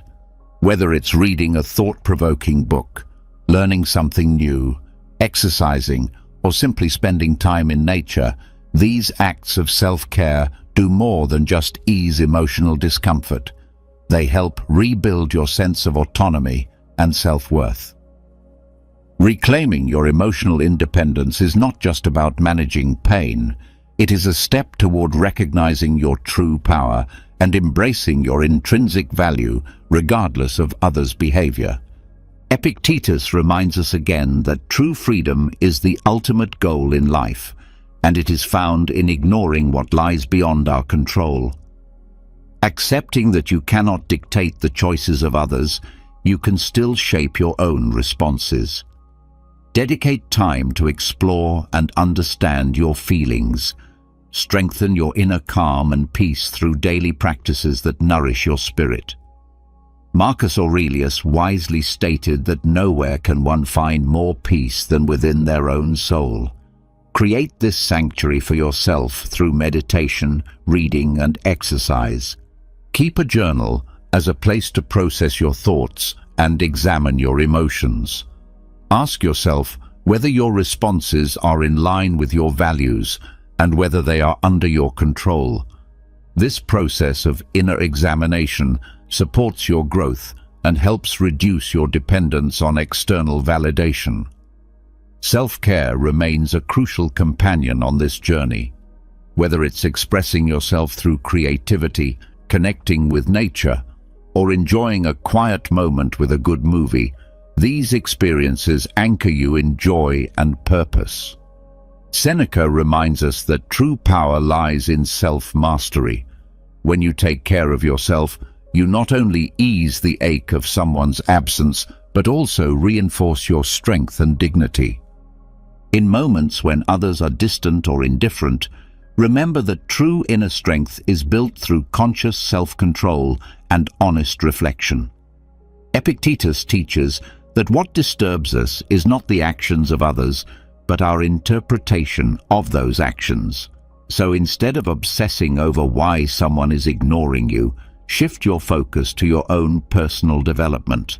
Channel your energy into activities that restore and uplift you. Meditation, journaling, reading works that spark inspiration. These routines not only ground you, but also remind you of your inherent worth. Each day offers countless opportunities to apply Stoic wisdom and reclaim your emotional independence. As you begin your day, establish a routine that includes quiet reflection and heartfelt gratitude. Marcus Aurelius, in his Meditations, encourages us to start each morning by recognizing the blessings in our lives and by focusing on what lies within our control. Practice self-discipline throughout the day by managing your thoughts and keeping a hopeful perspective even in challenging situations. Remember that you always have the freedom to choose your reaction and that your happiness stems from the quality of your thoughts. Regular physical movement and time in nature are also powerful ways to reinforce emotional independence. Take walks, engage in exercise, or enjoy a sport you love. Physical activity benefits not only your body, but also clears your mind and relieves emotional tension. Seneca reminds us that genuine happiness lies in embracing the present moment without clinging anxiously to the future. By consistently caring for yourself and finding joy in the little moments of life, you deepen your emotional well-being and reduce reliance on others. And always remember that every challenge you encounter is an invitation to grow. Rather than viewing someone's emotional distance or indifference as a loss, Try to see it as a moment to rediscover who you are and to build inner strength. As Epictetus wisely put it, do not wish for things to happen the way you want them to, but rather want them to happen just as they do, and your life will be more peaceful. Embrace reality with calmness and let every experience teach you how to become more resilient and emotionally self-sufficient. Establishing clear boundaries is crucial. In every relationship, it's essential to define limits that safeguard your emotional health and ensure mutual respect for each other's space and needs. When your partner begins to drift away, it can serve as a valuable moment to examine whether you've been tolerating behavior that undermines your well-being. Have honest and open conversations about what makes you feel uneasy or undervalued, and express your boundaries in a way that helps maintain your self-respect and dignity. Setting boundaries isn't about enforcing strict rules. It's about clearly and respectfully communicating your expectations and emotional needs. For instance, if you feel a lack of communication is affecting you, voice that concern, not in a demanding way, but with clarity and calm. Show that you value the relationship, but also that you need to feel heard and respected. This can foster healthier communication and demonstrate to your partner that you are capable of self-care. Knowing your boundaries allows you to stay emotionally grounded. Understanding how far you're willing to go and what you refuse to tolerate empowers you to remain true to yourself. This inner firmness can often inspire more respect from your partner and help them value your presence more deeply. A healthy relationship is built on freedom and mutual respect. So when you're faced with a situation where your partner becomes distant or starts ignoring you, it's vital to remember how important it is to maintain clear boundaries. Epictetus, one of the greatest Stoic philosophers, emphasized that what truly matters is not what happens to you, but how you respond to it. In this light, setting boundaries is not only a way to protect your emotions, but a way to handle difficult moments with wisdom and self-mastery. Accept that your partner's behavior is beyond your control, but how you react to it is fully in your hands. In everyday life, applying Stoic principles can help you maintain peace and balance, especially during times when your partner seems emotionally unavailable. Use these periods of distance to reconnect with your own needs and core values. Reflect on whether you've allowed certain behaviors to harm you and take steps to reinforce your inner foundation. Marcus Aurelius reminds us that the happiness of your life depends on the quality of your thoughts. So when you set boundaries, do so in a way that reflects your self-worth and inner dignity, avoiding conflict and demands. Practicing Stoic self-discipline also means recognizing that your emotional well-being shouldn't be entirely dependent on another person. When your partner pulls away, don't fall into despair. Instead, take it as a moment to fortify your inner strength. Seneca once said that the greatest blessing humanity has is the ability to be self-reliant. Maintain relationships, activities, and habits that uplift you and make you feel valued. Setting boundaries is an act of preservation. It shields your integrity and gives you the strength to face difficulties with calm and resilience. When you find yourself dealing with the pain of a partner who pulls away or ignores you, remember that boundaries are not just protective barriers, they are powerful affirmations of your self-worth. As Seneca said, the most powerful individual is the one who masters himself. Defining your limits ensures that your emotional health doesn't rest solely on someone else's behavior. This kind of self-care doesn't just improve your relationship with others, it strengthens your connection with yourself. Practically speaking, this can mean choosing to spend time alone to restore your peace when relationship dynamics become draining. Self-reflection and self-care are vital during these moments. Epictetus reminds us again, do not seek to bend events to your will, but instead wish for them to unfold as they do. This mindset is invaluable when facing emotional distance in your relationship. Accept what is, while still drawing boundaries that protect your inner space. Equally important is learning how to communicate these limits clearly and respectfully. Marcus Aurelius teaches us that living well is more like a battle than a dance. It requires action and assertiveness. So, if you're feeling the need for more communication or noticing patterns that hurt you, speak up. Express yourself honestly. Doing this not only preserves the health of the relationship, but also shows that you are in touch with your needs and committed to your emotional safety. When you express your boundaries with firmness and empathy, it can lead to greater understanding and respect. A partner's withdrawal can become a gateway to embracing Stoic philosophy and nurturing your internal strength. Marcus Aurelius once wrote, "What stands in the way becomes the way." Viewed through this lens, your partner's distance isn't just a roadblock. It's an opening for you to affirm your values and exercise self-control. With this focus, you can face the situation with a clear mind and a strong spirit. Daily life offers countless opportunities to apply these Stoic principles. For example, if your partner is ignoring your messages or acting cold, resist the urge to panic or lash out. Instead, use that time to engage in activities that enrich you. Read an inspiring book, meditate, or dive into hobbies and friendships that bring you joy. Seneca often said that it takes more courage to do what's right than it does to fear doing something wrong. Choosing to respect your boundaries and turn your energy inward is a bold act of self-love and integrity. In your daily interactions, it's important to express your boundaries in a way that honors both your self-respect and your partner. Honest communication is key. As Epictetus advised, we must listen with the intent to understand before we speak.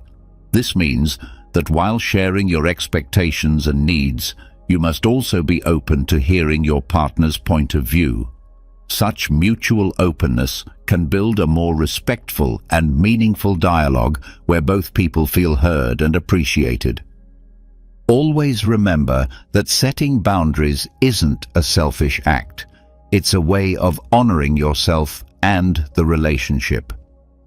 Marcus Aurelius said that our souls are colored by the thoughts we carry. By holding thoughts of self-care and respect, you not only strengthen your own spirit, but also elevate the atmosphere of your relationship. By preserving your emotional health and asserting your limits, you empower yourself and help cultivate a relationship where both partners feel valued and free. It's equally important to understand that establishing boundaries might also bring change or even lead to the end of a relationship. But this outcome is not a failure. It's a sign of wisdom and self-compassion.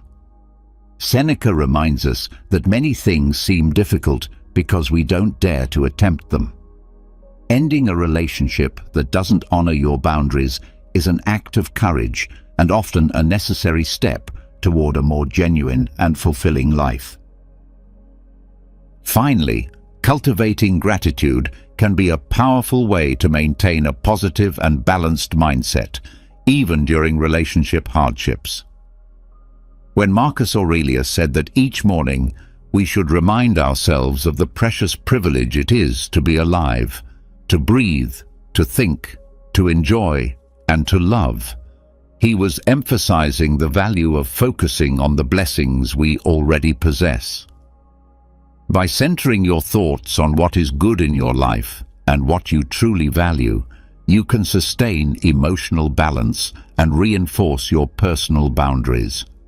Even in the face of adversity, practicing gratitude for what you have becomes a solid foundation for cultivating healthier, more respectful relationships. In this spirit, it becomes essential to nurture both patience and emotional detachment.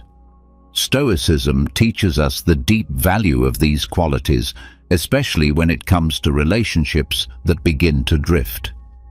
If you sense your partner pulling away, embracing patience allows you to face the situation with calm and restraint, rather than reacting out of fear or urgency.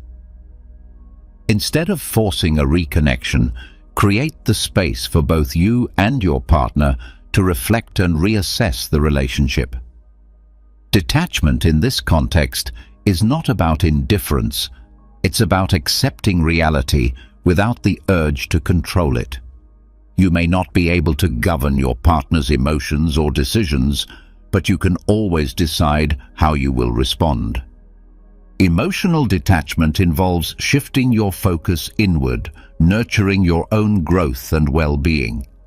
This perspective equips you to handle uncertainty with more serenity, preserving your mental peace. By adopting patience and detachment, you signal a level of maturity and emotional intelligence that can be deeply impactful. Your partner may, in fact, be drawn to your ability to remain composed and grounded through difficult times. Refusing to display desperation enables the relationship to unfold more naturally, increasing the likelihood of a genuine and heartfelt reconnection. When you feel distanced from your partner or ignored by them, the wisdom of Stoicism offers profound guidance. By cultivating patience and detachment, you don't just preserve your inner calm, you gain the ability to navigate these trials with a clearer, broader perspective. Epictetus once said that it isn't the events themselves that disturb us, but the interpretations we attach to them. By focusing on what lies within your control and releasing what does not, you will discover a deeper sense of peace in your daily experience. There are many practical ways to embody this sense of detachment. For instance, when you're tempted to send a message and expect an immediate response, pause and take a deep breath. Remind yourself that patience is not weakness, it's a virtue. Life, according to the Stoics, is more like a battle than a dance. You must be steady and prepared for the unexpected. Rather than reacting impulsively, let things evolve at their own pace. Fill your time and mind with enriching pursuits. Learn something new. Engage in a beloved hobby, activities that nourish you and support your growth. These practices not only strengthen your relationships, but also enhance your personal well-being. Emotional detachment liberates you from the exhausting urge to control everything and redirects your energy toward your own development. Seneca advised that the wise person does not mourn what is missing, but instead takes joy in what is already present. By living in alignment with this wisdom, you'll find yourself confronting life's challenges with more resilience and optimism. Your relationships will naturally follow a more harmonious course. When it feels like your partner is withdrawing and their silence grows louder, it is vital to remember that Stoic teachings can provide both strength and perspective. Patience and detachment, far from being signs of indifference, reflect self-mastery and deep insight. Seneca wrote that real happiness is found in appreciating the present moment without becoming dependent on an uncertain future. This mindset allows you to fully experience the now and handle difficult circumstances with a calm and focused mind. Daily life presents countless opportunities to practice patience and detachment. For example, if you find yourself waiting for a message that doesn't come, don't let anxiety consume you. Use that time for introspection or for activities that bring genuine satisfaction, perhaps through meditation, physical exercise, or reading a meaningful book. These actions help you redirect your thoughts and attention away from uncertainty and back toward your own well-being. As Epictetus taught, true freedom lies in being the master of your own life. Living by this principle means releasing the need to control others and turning your attention toward what genuinely matters, your inner peace. In the midst of emotional challenges, such as feeling neglected or emotionally distant from your partner, it's natural to feel a storm of conflicting emotions. But Stoicism reminds us to focus on what we can control. As Epictetus put it, it's not what happens to us that shapes our experience, but how we respond. By embodying this wisdom, you begin to cultivate a mindset of patience and detachment. These tools allow you to remain steady and composed, even as your emotional world is tested. This might look like taking a moment to breathe and reflect before replying to a message, or even choosing not to respond when communication is one-sided. Instead of insisting on closeness, redirect your energy toward things that bring you fulfillment and growth. You might consider starting a creative project, learning a new skill, or spending more time with loved ones. Marcus Aurelius once wrote that the quality of your life depends on the quality of your thoughts. By filling your mind with thoughts that nurture self-development and emotional balance, you fortify yourself against life's uncertainties. This mental clarity prepares you to handle relationship challenges with grace and strength. Another key aspect of emotional detachment is learning to accept change without resistance. Relationships evolve, sometimes they drift apart. Seneca reminds us that happiness comes when your thoughts, words, and actions are aligned. Detachment doesn't mean giving up on love. It means loving without trying to possess or control. When you accept that the actions and emotions of others are beyond your influence, you let go of anxiety and create space for peace to enter. It's important to understand that developing patience and detachment isn't something you achieve overnight. It's a process, a lifelong journey. Applying Stoic philosophy to your everyday life doesn't just make you more resilient, it inspires those around you. Your calm presence becomes a quiet force that influences others positively. Your partner may even come to admire the way you navigate hardship with respect, clarity, and serenity, opening the door to more meaningful and honest communication. Marcus Aurelius reminds us again that the happiness of your life depends on the quality of your thoughts. Keep your mind anchored in calm, focus on what you can control, and you'll see your entire experience shift toward greater peace and fulfillment. And finally, opening up to trusted individuals about your concerns and emotions can significantly help you process your feelings and ease the weight of uncertainty. Being around people who uplift you and remind you of your inherent value can offer immense comfort. Make time for social activities and work on keeping your friendships strong. These connections not only provide emotional nourishment, but also reinforce the reality that your life is full and meaningful beyond just your romantic relationship. This sense of community can help prevent the pitfall of emotional dependence. Moreover, when you nurture meaningful connections with others, you send a powerful message to your partner that you are a whole and worthy individual with a vibrant life of your own. This realization might inspire your partner to re-evaluate their behavior and develop a deeper appreciation for your presence. When a partner withdraws or becomes emotionally distant, it is vital to remember the transformative power of having a strong support system. The Stoic philosopher Epictetus emphasized that our happiness does not rely on external events, but on our interpretation of them. It is not the events themselves that disturb us, but how we perceive them. Turning to family and friends for support can help you reframe your thoughts and restore inner peace.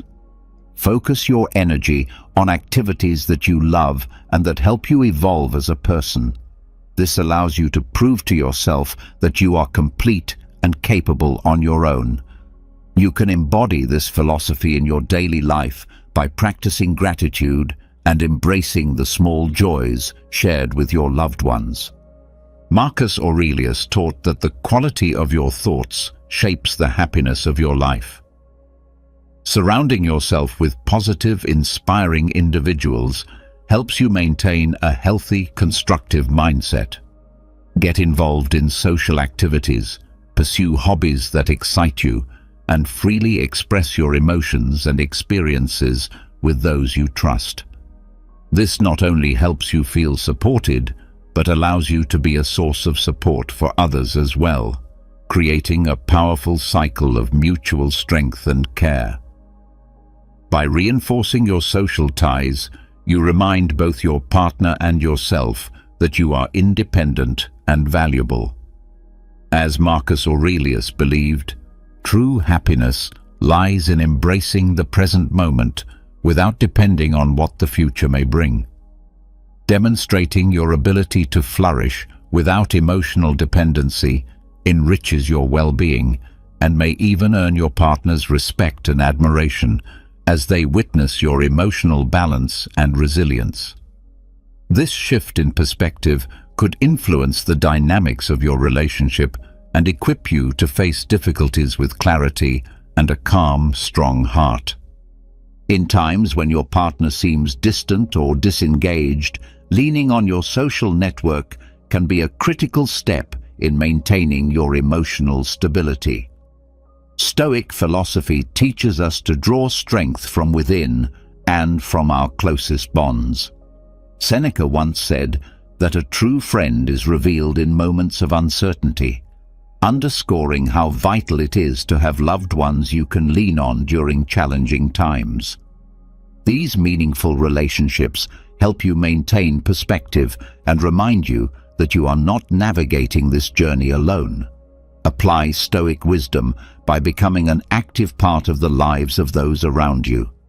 Attend social gatherings, join communities that share your interests, and invest in deepening your current relationships.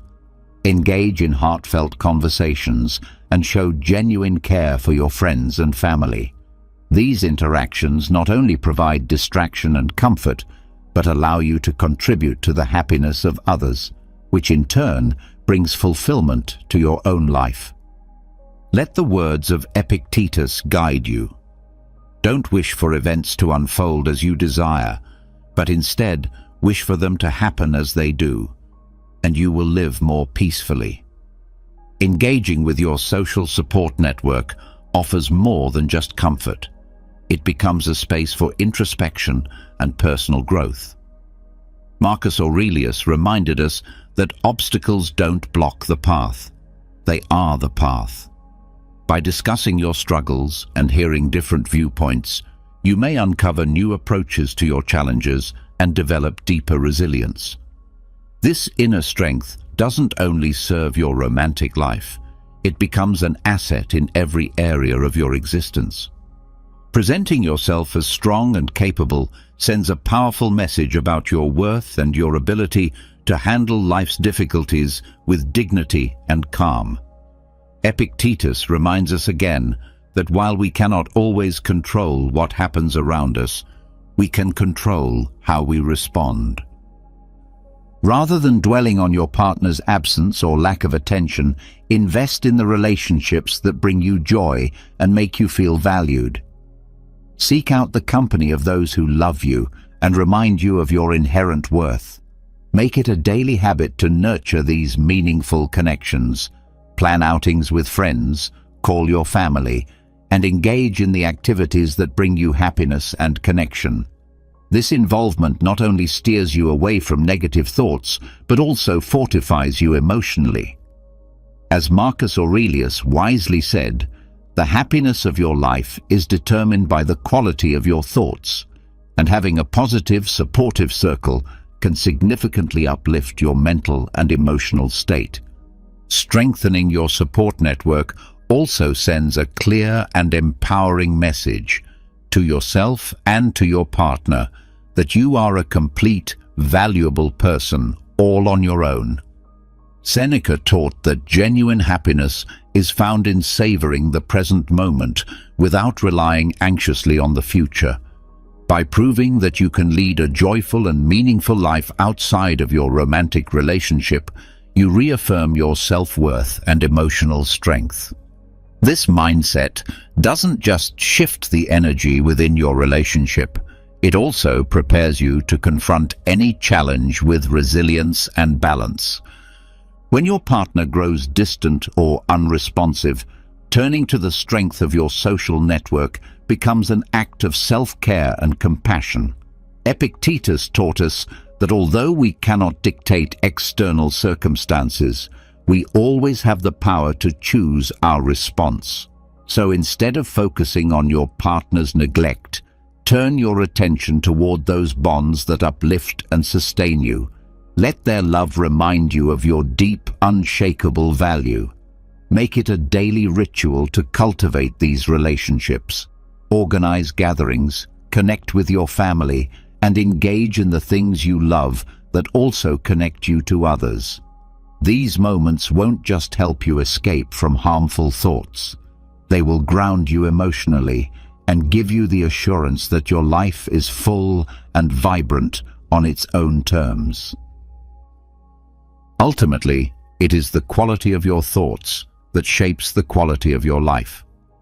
Being surrounded by encouraging, supportive people can profoundly impact your mental and emotional health. A strong support system reinforces the truth that you are whole, strong, and worthy just as you are. Seneca's wisdom reminds us again that joy lies in experiencing the present moment without becoming attached to uncertain outcomes. When you build and maintain a life rich with meaningful relationships, regardless of the state of your romantic connection, you reinforce your confidence and emotional independence. This approach can shift the dynamic of your relationship and also prepare you to meet life's difficulties with steadiness and strength.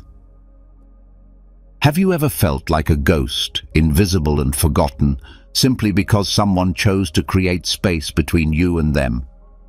It's a strange kind of silence, one that can make you feel like the air around you has thickened. But here's the truth. This is not the end of your world. Maybe your mind jumps into overdrive, spinning 1,000 stories, blaming yourself, believing you're the reason for the distance. You convince yourself that something is wrong with you. But take a deep breath. Sometimes what seems like absence is really just silence filled with meaning. And in today's video, I want to help you navigate those moments when someone begins to pull away. I'm going to share 9 powerful lessons that are worth their weight in gold. Don't miss the final one. It carries a truth so striking that it may just leave you speechless. Stoic philosophy reminds us of something essential. You can't control what others choose to do, but you can always control how you respond. What if, instead of seeing this distance as abandonment, you saw it as a chance to focus on something that truly matters, reconnecting with yourself? In those quiet spaces, when you stop chasing answers, you uncover something priceless. Your value is not defined by who pays attention to you. Let go of the habit of letting other people's silence poison your self-worth, because no good ever comes from that. And now, listen closely to what comes next. But before diving into the core lessons, I want to share a story that will help you grasp the wisdom embedded in this message. In a time long ago, nestled in a mountain village bordered by rivers, lived a woman named Mariella. Her soul was quietly aching because someone she deeply cared for had started to drift away from her without warning, without explanation. Mariella felt abandoned, confused, lost in an emotional fog. Every day, she drowned a little deeper in her own sadness, desperately trying to understand why she had been pushed aside. One day, in search of peace, she wandered through the forest, letting her feet guide her where her heart could not. There, beside a flowing river, she came across a wise old man who lived in a simple wooden hut. He saw the pain in her eyes and asked gently, "My child, what burden are you carrying in your heart?" Mariella, with tears streaming down her face, shared her sorrow and the silent wound of being ignored without cause. The old man listened intently, his face calm, nodding as she spoke. When her words ran dry, he began to tell her a story. Long ago, in this very forest, there stood a magnificent tree. Its branches stretched wide, its leaves sparkled under the sun. Birds from everywhere came to rest on its limbs, building nests, finding refuge. It was the tree of life and comfort. But as time passed, some birds stopped returning. They flew elsewhere, leaving the tree with empty branches. The tree felt sorrowful and questioned itself. What had it done wrong? Mariella was captivated, hanging on the old man's every word. He continued, "One day, a gentle breeze swept through the tree's branches and whispered, 'Do not grieve for the birds that leave. They fly according to their own needs. But you, dear tree, must keep growing. Keep reaching toward the heavens and digging your roots deep into the earth. Those who truly value your shelter will always return.'" Yeah. In that moment, something shifted inside Mariella. She began to see her own pain from a new light. She realized she couldn't control the actions of others, but she could grow stronger, just like the tree. With gratitude, she thanked the wise man and returned home carrying a sense of peace she hadn't felt in a long time. The lesson here is clear. When someone pulls away or starts to ignore you, it's not your role to chase after them or twist yourself into knots asking why. Your true task is to keep growing, keep being you. Trust that those who genuinely see your worth will always find their way back. And with that, we begin with the first of our essential insights. If these reflections speak to you, I invite you to subscribe and turn on notifications so you never miss the next piece of wisdom. Let's begin. Have you ever experienced someone withdrawing from you without offering a reason? That sinking feeling of being left hanging, of being overlooked, is a deeply uncomfortable place to be. You start spinning tales in your head, wondering what you did to deserve such detachment. Your mind becomes a movie producer, creating scenarios so exaggerated that even Hollywood would shy away. But what if silence wasn't rejection? What if it was simply a pause, a space for breath? Silence, as the Stoics wisely taught, carries a value far beyond mere absence of sound. It's easy to misinterpret someone's distance as a sign that something is wrong, as if relationships were equations. Someone ignores you, therefore something must be broken. But human emotions aren't equations. Often the stories we tell ourselves are nothing more than distorted reflections of our own fears. Maybe the person who pulled away is struggling with something internal, something you can't see. Perhaps they need space, not from you specifically, but from the world in general. Think about it. Haven't you ever craved solitude, a break from conversations, responsibilities, even your own thoughts? The need to retreat doesn't make you strange. It makes you human. Sure, sometimes people distance themselves for less noble reasons, but before jumping to conclusions, why not approach the situation with compassion, both for them and for yourself? This is where the Stoic lens helps. It teaches us not just to step back from others, but to observe our own storm of emotions. How you react to silence is where your power lies. If you assume rejection every time someone takes space, then that becomes your reality. Try a different perspective. Instead of diving into panic and self-blame, view the silence as a mirror. What does it show you about your own expectations? Let your thoughts breathe. Don't be so quick to fill the silence with fears or assumptions that may have no grounding in truth. Sometimes the quiet between two people is simply that, quiet. It doesn't have to be ominous. It might even be necessary. Silence doesn't always mean detachment. It can be a sacred pause, a moment for both sides to reflect, to heal. So, the next time you feel yourself slipping into the anxiety of being ignored, just stop, breathe. Maybe, just maybe, that silence is the very one you would wish for if the noise became too much. To truly understand silence is to practice patience with others and with yourself. Epictetus once said that silence is not always empty. Sometimes it's the space where the soul returns to itself. Now, have you ever felt that gut-wrenching sting of being treated like you don't exist? That piercing sensation when someone's indifference feels like a slap to your dignity. It's a heavy weight to carry, one that makes you ask, what did I do wrong? But here's a radical shift in thinking. Maybe the goal isn't to change other people's behavior, but to strengthen your own self-worth so that their indifference doesn't knock you down like a tidal wave. It sounds straightforward, but anyone who's lived through this knows it isn't always easy to stay composed when you're feeling invisible. Let's be real. When someone ignores you, your mind can become your worst enemy.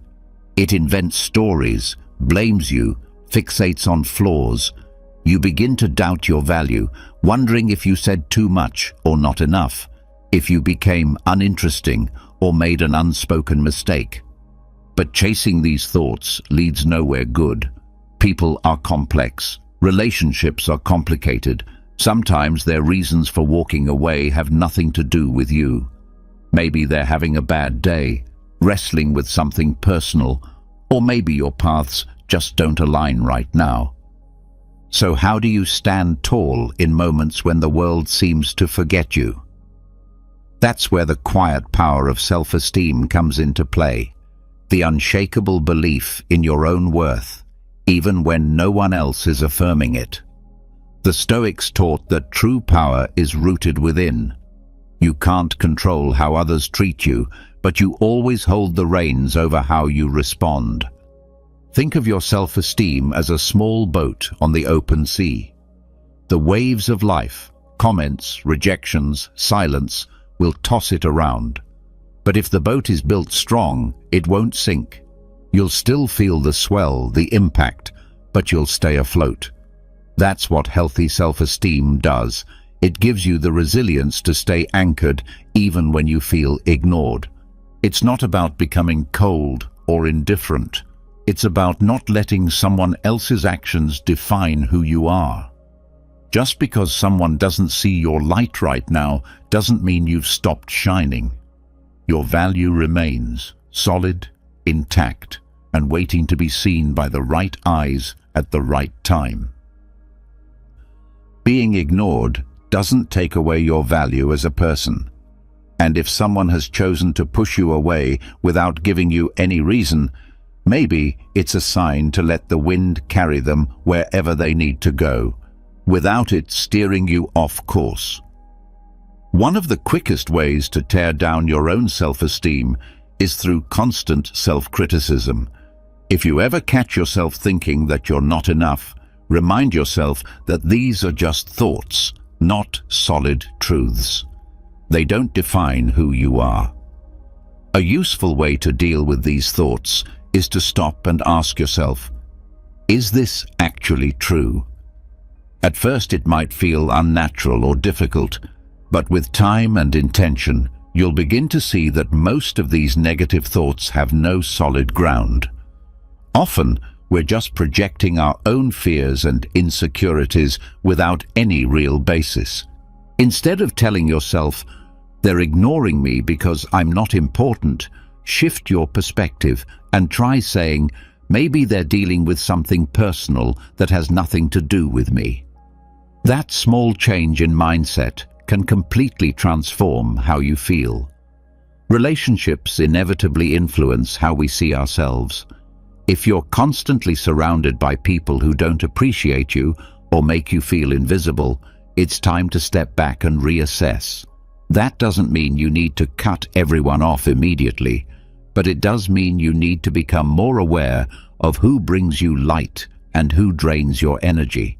Spend more time with those who truly value you, those who see your worth without you having to prove anything. Your self-esteem is deeply impacted by the relationships you invest in, so if someone continuously makes you feel small or unseen, maybe it's time to reduce their presence in your life. Self-compassion is a vital ingredient in maintaining self-worth. Nobody is perfect. We all have low points. We all make mistakes. The important part is how you treat yourself in those moments. Rather than harshly judging yourself or blaming circumstances that are beyond your control, try embracing your humanity, your strengths and your flaws alike. The more you allow yourself to simply be human, the stronger your sense of self will become. Everyone has days when they feel like they're falling short, but those feelings don't define your identity. Practice being kind to yourself, and when you feel ignored or rejected, the solution is not always to change yourself. Sometimes, the real answer is to pause and remember everything you've already overcome. Reflect on the victories you've had, whether it's a big project you managed to complete despite obstacles or a moment when you conquered a personal hardship. When you feel invisible, reconnect with your own achievements. This helps you remember that you don't need anyone else's validation to recognize your own value. Self-esteem grows when you acknowledge your own capabilities. If there's one lesson that stands out, it's this: when someone ignores you, your ability to stay grounded in who you are is what prevents you from falling apart. Self-worth isn't just some nice-sounding idea. It's a practical, life-sustaining tool that helps you steer through even the most turbulent moments. So the next time you're ignored, take a breath, steady yourself, and keep going. At the end of it all, the one person who truly needs to believe in your value is you. Let this sink in. Real courage doesn't come from being praised by others. It comes from that inner knowing that you are deserving of love, respect, and the best life has to offer. It's time to redefine how you see yourself.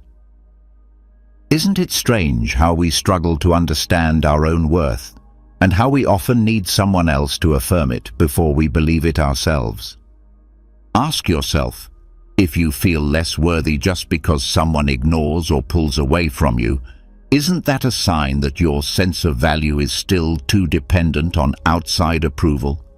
Don't worry, this is something most of us deal with. Society teaches us in subtle and obvious ways that the only way to know we're valuable is through validation from others. But what if that's not true? What if that idea is just a lie we've been told?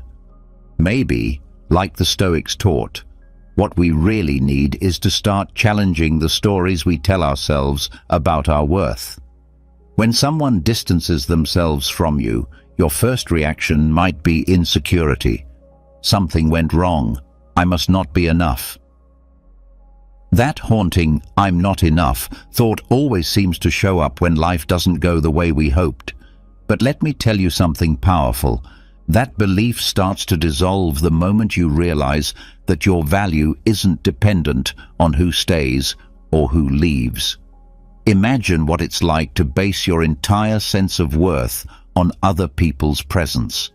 It would be like checking the thermometer constantly to see if you feel okay. forgetting that you're the one who controls the heat from within.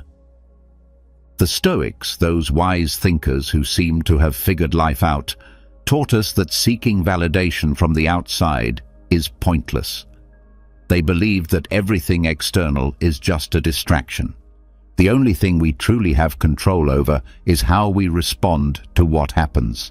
So when someone pulls away, the real question isn't what's wrong with me, but rather, how will I respond to this? Will you sink into self-doubt or, like a true Stoic, stay grounded and put things in perspective? The truth is, what's happening outside of you doesn't determine your worth. Here's a practical way to look at it. Picture yourself at a party, and that one person who always gives you attention is now talking to everyone but you. Naturally, you might feel hurt, even angry. That's understandable. But what if you shifted your viewpoint? Does it really matter if that person ignores you? Maybe they're just caught up in their own thoughts or dealing with their own issues. The important part is how you interpret that situation, because your reaction is the only thing you truly control.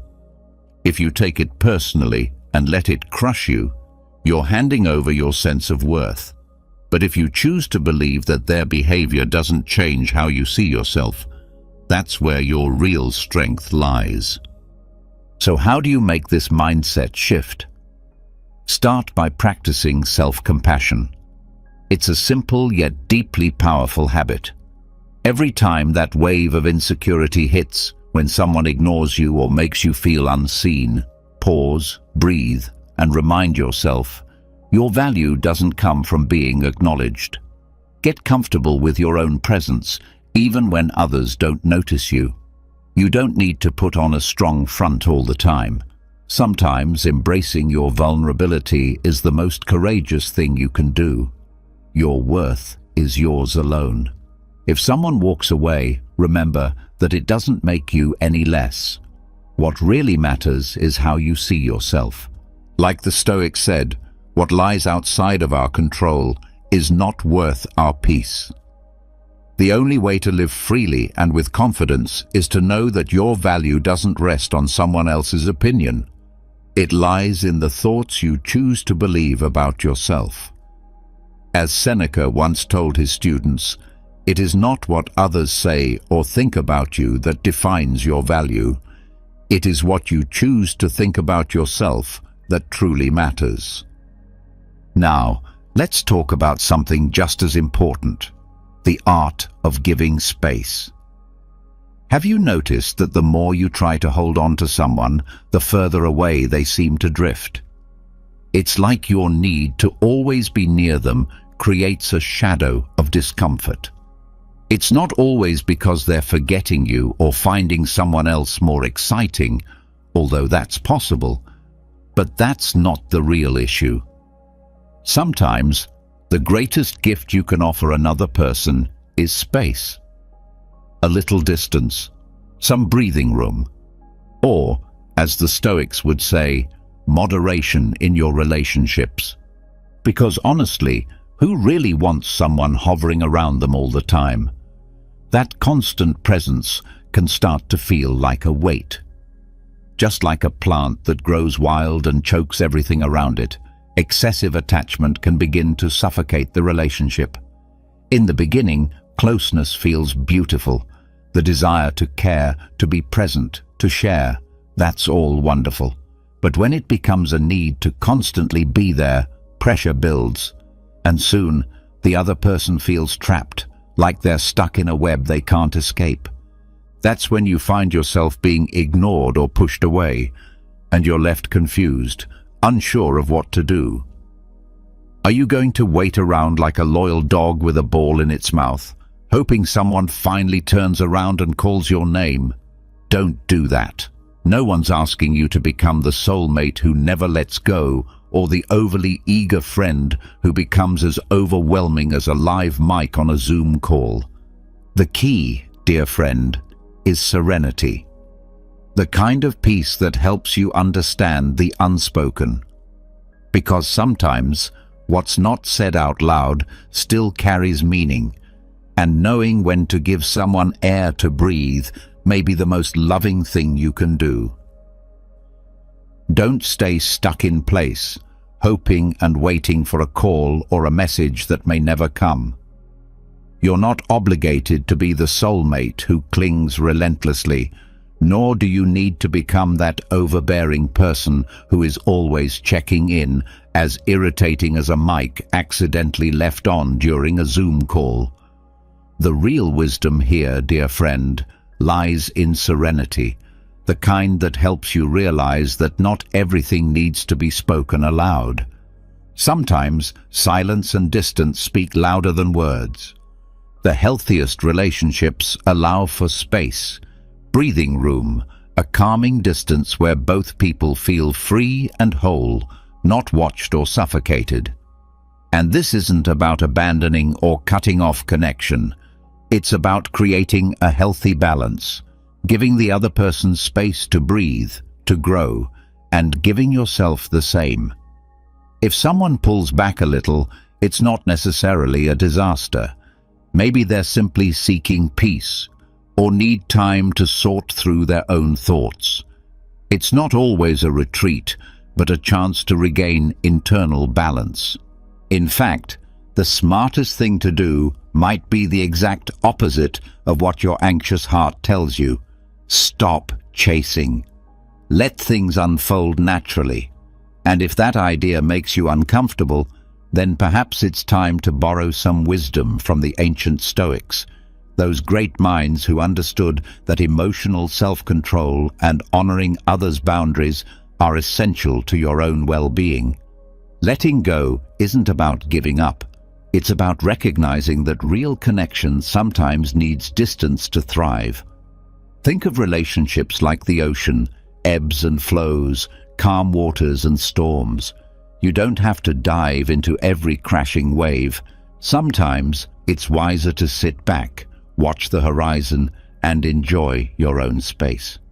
Ironically, it's often in that pause, in that break, that things begin to make sense and align in unexpected ways. So the next time someone pulls away, don't panic.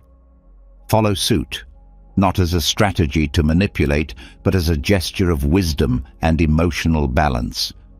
This isn't a game of who cares less. It's the art of honoring space. And as Marcus Aurelius might remind us, sometimes the most powerful act of love is letting go.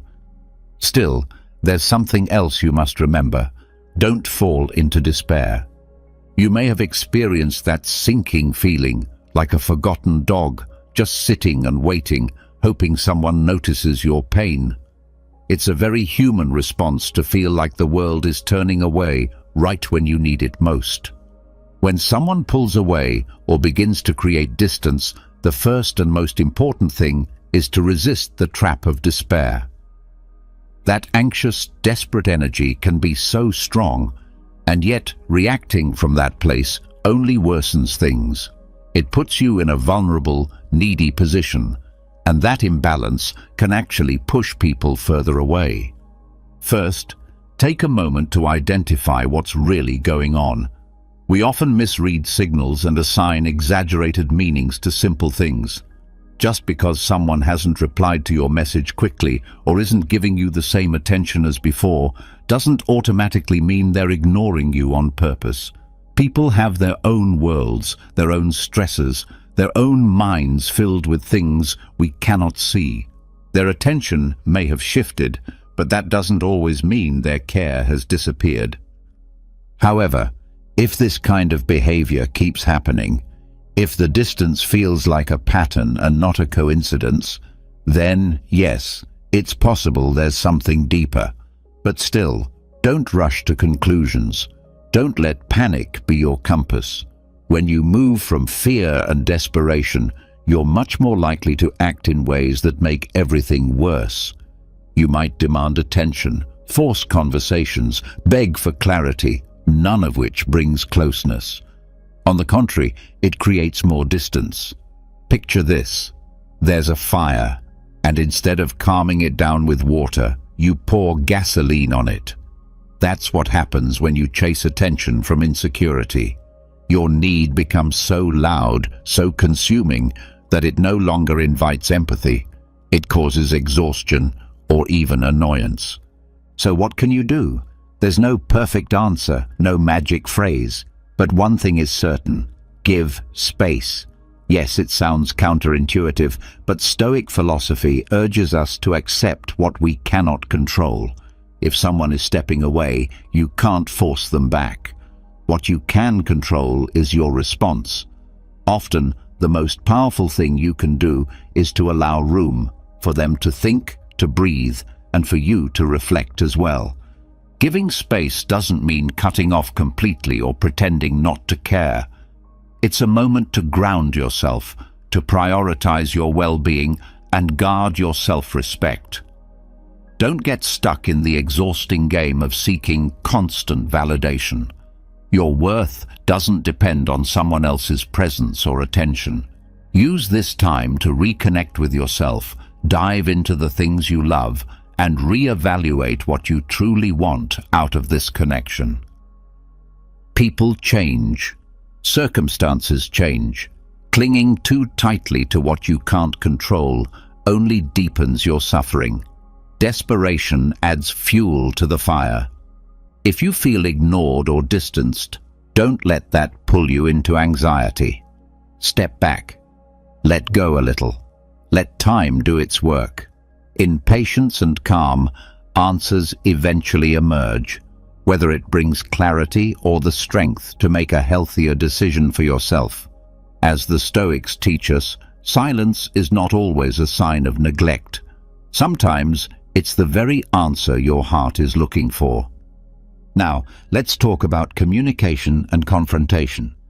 You've likely been there, that moment when something's bothering you, but you're unsure whether to speak up or stay quiet. When someone seems to be ignoring you or shutting you out without explanation, the question arises, do I say something or let it slide? Sure, Stoic teachings encourage calmness and warn against letting emotions take the wheel. But sometimes silence doesn't feel like peace. It feels like suppression. We've all faced that moment where we want to shout, "Why are you ignoring me?" or "What did I do wrong?" But that's the impulsive voice, the one that creates more noise than resolution. The Stoics understood this well. They warned us not to get swept away by emotional storms. Confrontation, especially when it's emotionally charged, often leads nowhere productive. You can't control how others behave, only how you choose to respond. So before reacting, take a breath, reflect. Ask yourself, do I want this conversation to be a battleground or a bridge? Would it be wiser to step back, think it through, and find a more constructive path? If you still feel the need to say something, don't go in guns blazing. Instead, lean into assertive communication. This doesn't mean keeping everything bottled up, nor does it mean exploding under pressure. It's about balance, voicing what you feel with clarity and respect. For example, instead of saying, "Why are you ignoring me?" try something like, "I've noticed we haven't been as connected lately. Is everything okay?" That opens the door without making the other person defensive. Another approach? Take the first step. If you sense distance, maybe you can bridge the gap, not by chasing, but by showing gentle vulnerability. Let them know you're still open, still willing to connect, even if they've pulled away. Just don't take it personally. Often, people aren't aware they're causing pain. They're lost in their own struggles, and their actions may have nothing to do with you. Not everything revolves around you. This realization is freeing. What truly matters is not winning an argument or proving a point, but preserving your peace and dignity. Real communication is built on mutual respect and self-awareness. Stoicism teaches us that mastering our reactions is the path to true strength. So next time you feel brushed aside, pause, think, choose your response consciously. Inner peace comes from mature communication, not shouting, not blame, but quiet strength and honest words. If you can't change someone else's behavior, change the way you respond to it. That is your true power. Finally, consider the value of not chasing. Have you ever stood there, waiting for someone to acknowledge you, hoping for just a little recognition? Have you repeated efforts to grab someone's attention, only to feel like they're more interested in their coffee than your presence? If so, you're not alone. We live in a world hungry for validation and full of loud, flashing distractions. Seeking approval has become second nature, almost like a sport. But what if real strength lies in not chasing? In stepping back from that deep-seated urge to be seen, heard, and acknowledged by others. That craving, if left unchecked, can quickly turn into a trap. The harder you chase it, the more it seems to slip away. And the cruel irony is that in that relentless pursuit, you start to lose sight of what truly matters, yourself. Thinkers like the Stoics remind us that true peace comes from within, from mastering what lies inside us, rather than being ruled by what others do or say. When you place your self-worth in likes, glances, or compliments, you gradually lose your essence. You become like a mirage, existing only through the reflections in other people's eyes. When someone ignores you, the impulse to win back their attention can feel overwhelming, especially if they've pushed you away due to a misunderstanding or simply because they need space. The most instinctive response is to try and pull them back toward you. But have you considered that this might backfire? The more you chase, the more you risk coming across as desperate. Worse still, you miss out on the golden chance to show you're capable of remaining grounded, even when faced with indifference. So how do you shift the dynamic instead of holding on? Try embracing the art of letting go. The first step is accepting what is blatantly clear. We cannot control what others think or feel. This acceptance isn't defeat, it's liberation. It gives you the authority to act from a place of true autonomy. Respect, that rare and coveted quality, isn't earned through chasing or pleading. It emerges when you can hold your own, emotionally balanced, without relying on others' moods. Picture this. Instead of trying to reclaim someone's attention as they drift away, you embody the calm of a river, flowing naturally, adapting, yet never straying from its course. In letting go, you transform into someone who is complete in themselves, someone who doesn't depend on others to feel worthy. And the beautiful twist? That very attitude makes you more appealing and magnetic. It doesn't just bring inner peace, it draws admiration and respect, the kind that you could never gain by begging for approval. The Stoics, especially in times of turmoil like ours, offer vital wisdom. Life is fleeting, and the only thing we truly control is how we respond to what happens around us. When you distance yourself from the compulsive need for approval and begin to cherish your own company, you don't just gain serenity, you inspire others. Your calm becomes noticeable. Your authenticity becomes contagious. And suddenly, indifference doesn't shake you. That in itself garners the respect you once longed for. Stop chasing what evades you. Let go of the attention that was never meant for you in the first place. When you learn to release it all, things begin to flow. Respect and admiration don't come from clinging, they come from being at peace within yourself. As Murphy's Law so cleverly points out, the moment you stop pursuing, that's when you're most often pursued.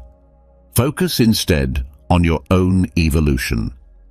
Have you ever felt invisible or pushed away by someone?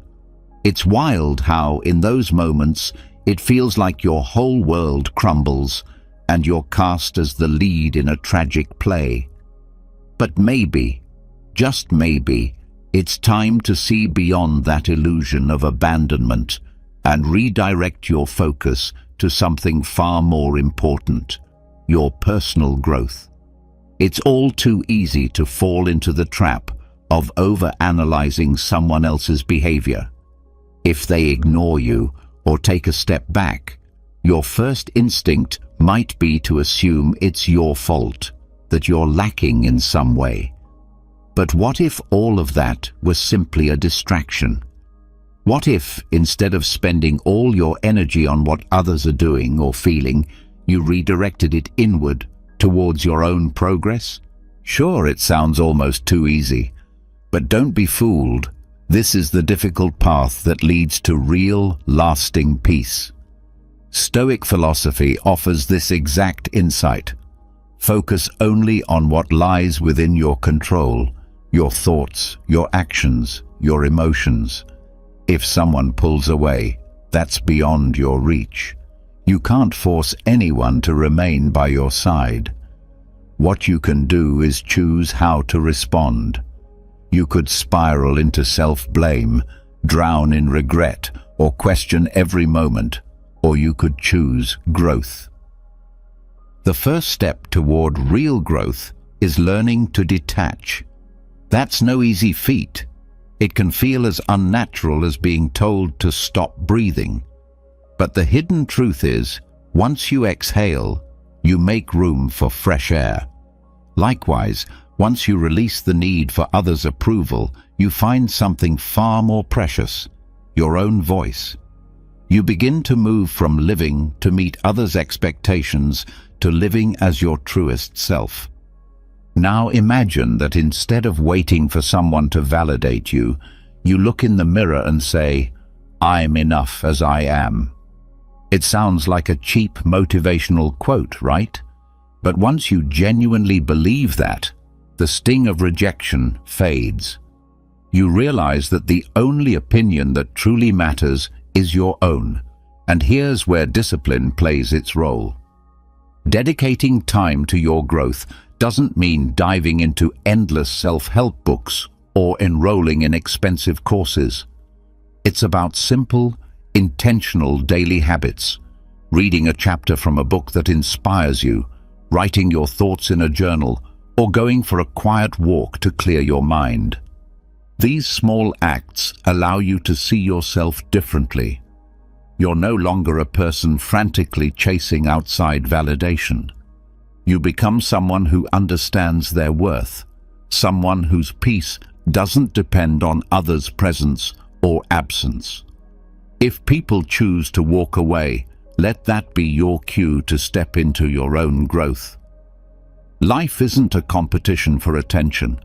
The real victory lies in achieving your own inner balance. Eventually, those around you will see that your best self never depended on their approval.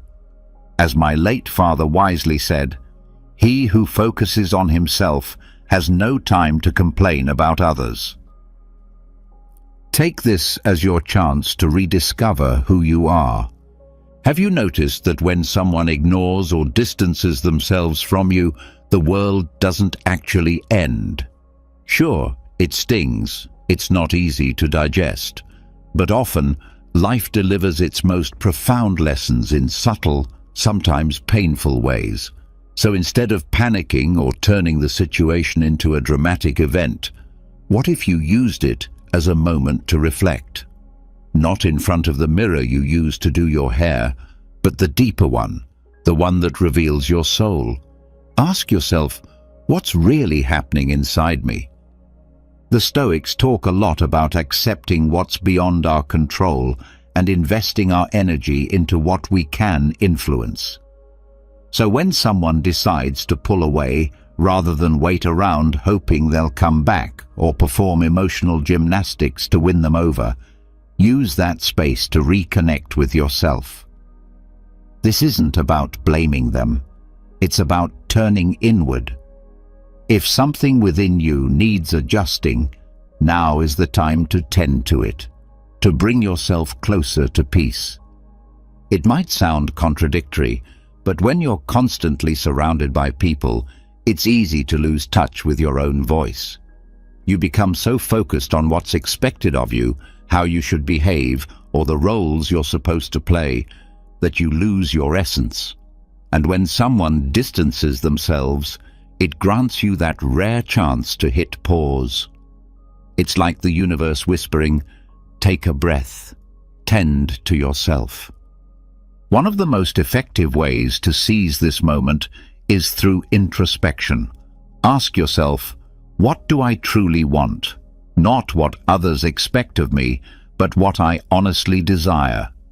When you allow yourself the time and space to explore your own needs and dreams, you realize relationships aren't supposed to feel like burdens. They're meant to be places of shared growth. This is where self-understanding becomes your anchor. It helps you recognize boundaries, those lines you may have unknowingly allowed others to cross time and again. Often, when someone pulls away, it's a signal for you to wake up and start reclaiming your sense of self. But saying, "I'm going to rediscover myself," isn't enough. This journey demands effort, dedication, and radical honesty with yourself. A great place to begin is with journaling. Write down what truly matters to you without fear or judgment. Put your inner truths on paper, whether it's a longing for peace, a desire to heal from a toxic relationship, or simply a need for quiet. This act alone can help you see what's been hidden beneath the noise. Alongside journaling, try meditating on boundaries. Close your eyes and picture an invisible circle surrounding you, one that safeguards your peace and essence. This visualization does more than offer mental clarity.